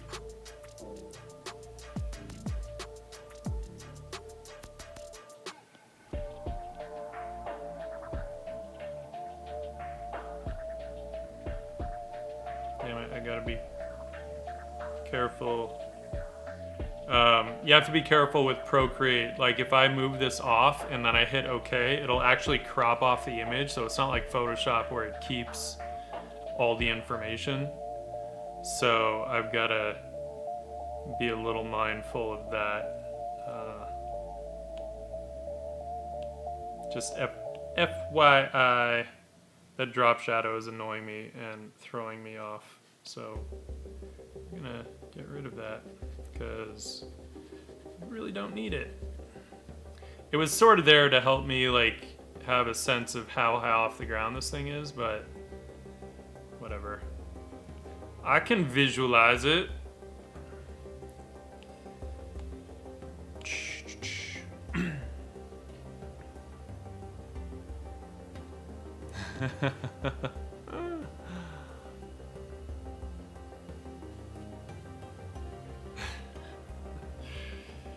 Yeah, man, I don't have any of my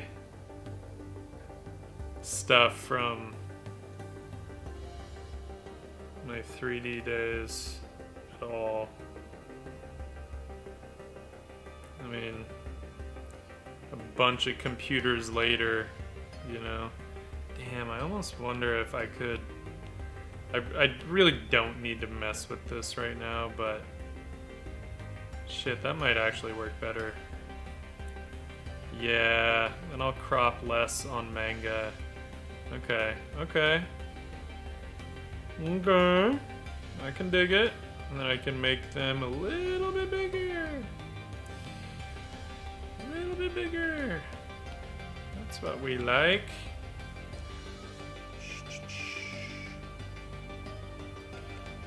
But of course, like, the poster artist in me is just so aware of like the bleed and stuff. Because I want to actually make a print out of this and put it up in the shop. So, you know, I don't want to get uncomfortably close to the edge there unless I have a very good reason.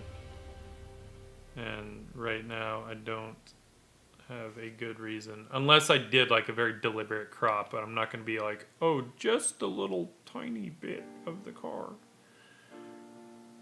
That would just be stupid.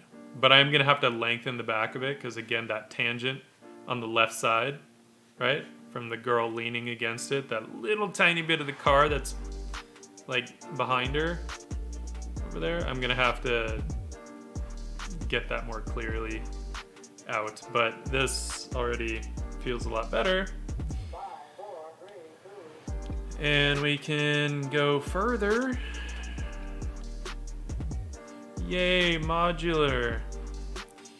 Yay, modular. She can be there. I feel like she needs to be a little bit bigger. I think.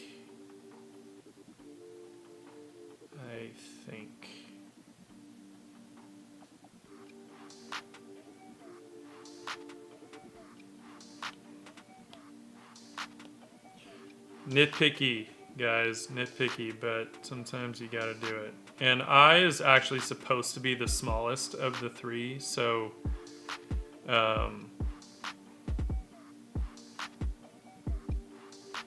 but I can even make her a little bit bigger because she is a good bit closer to us, given the kind of forced perspective, so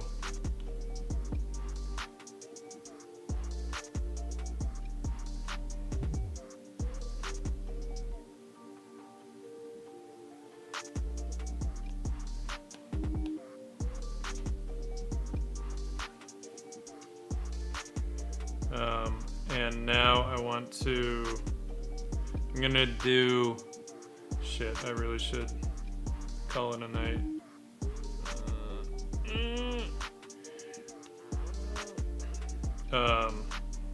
Feel like I really should kind of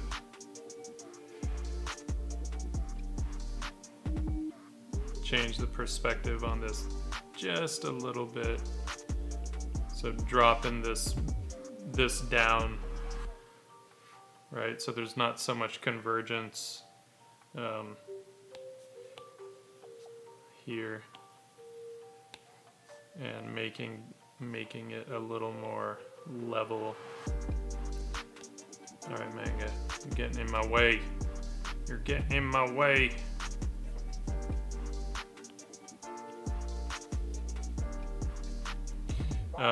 Muscle hover car. So definitely taking some cues from like 67 Camaro SS, like one of my all-time faves. Not, you know, not wanting to totally rip it off, but taking some, definitely taking some heavy inspo from there. But if I was going to rip off a car, it would be that one.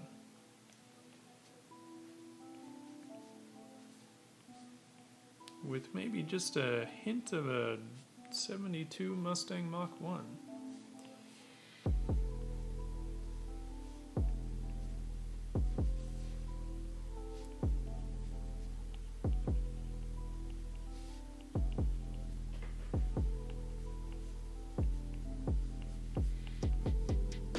Like these hover nodes, hover engine things.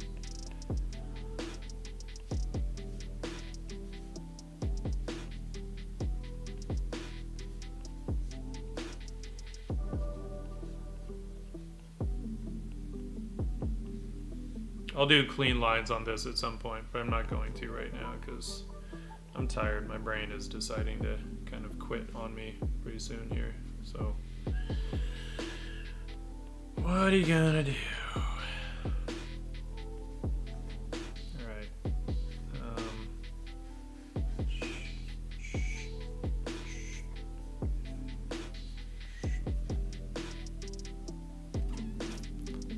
Alright. It's looking about.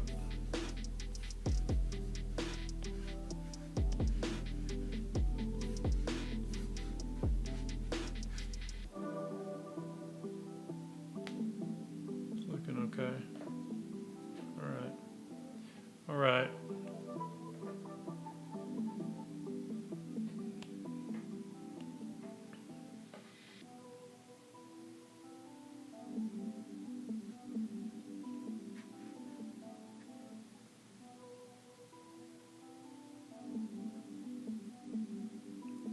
This could work if, man, it would have to be really high off the ground. I think if we look at where she's contacting the car and we follow that down to where her feet are, dude, that's like really high off the ground. Right? And then if we follow that,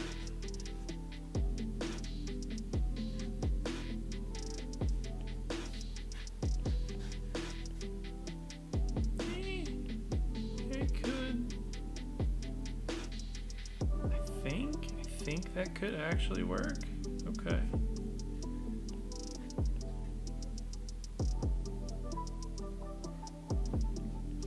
I don't totally. I ain't mad at it. I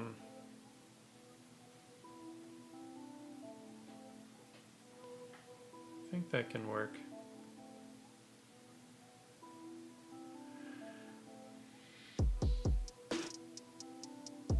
Okay. Okay.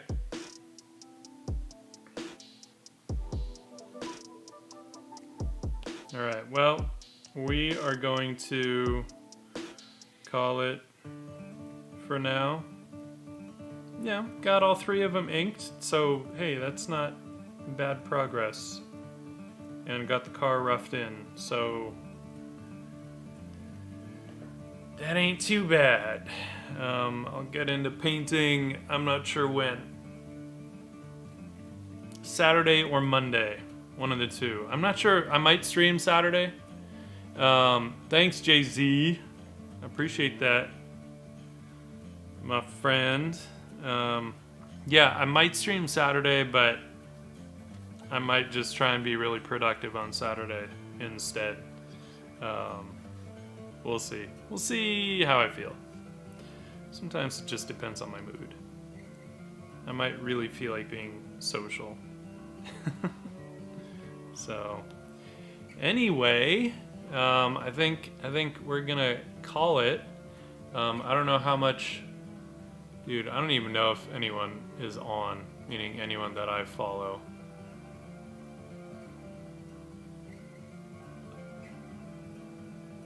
No. No one is on. We're not gonna raid tonight, I don't think. Unless you guys really want to raid, but I don't have the energy to hang out after a raid.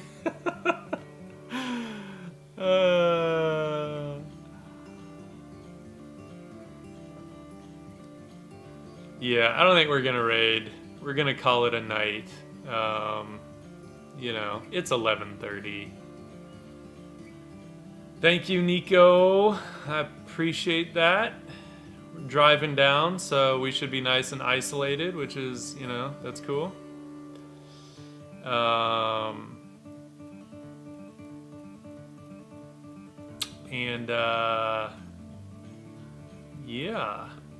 Yeah. Thank you, everyone, for joining. Thanks for people who came over on the raid and decided to stay and hang out. Watch me paint up these girls, or, you know, sketch and struggle and doodle. We'll leave it on our nice, pretty finished one. Ooh, pretty. Look at Quin and her magenta.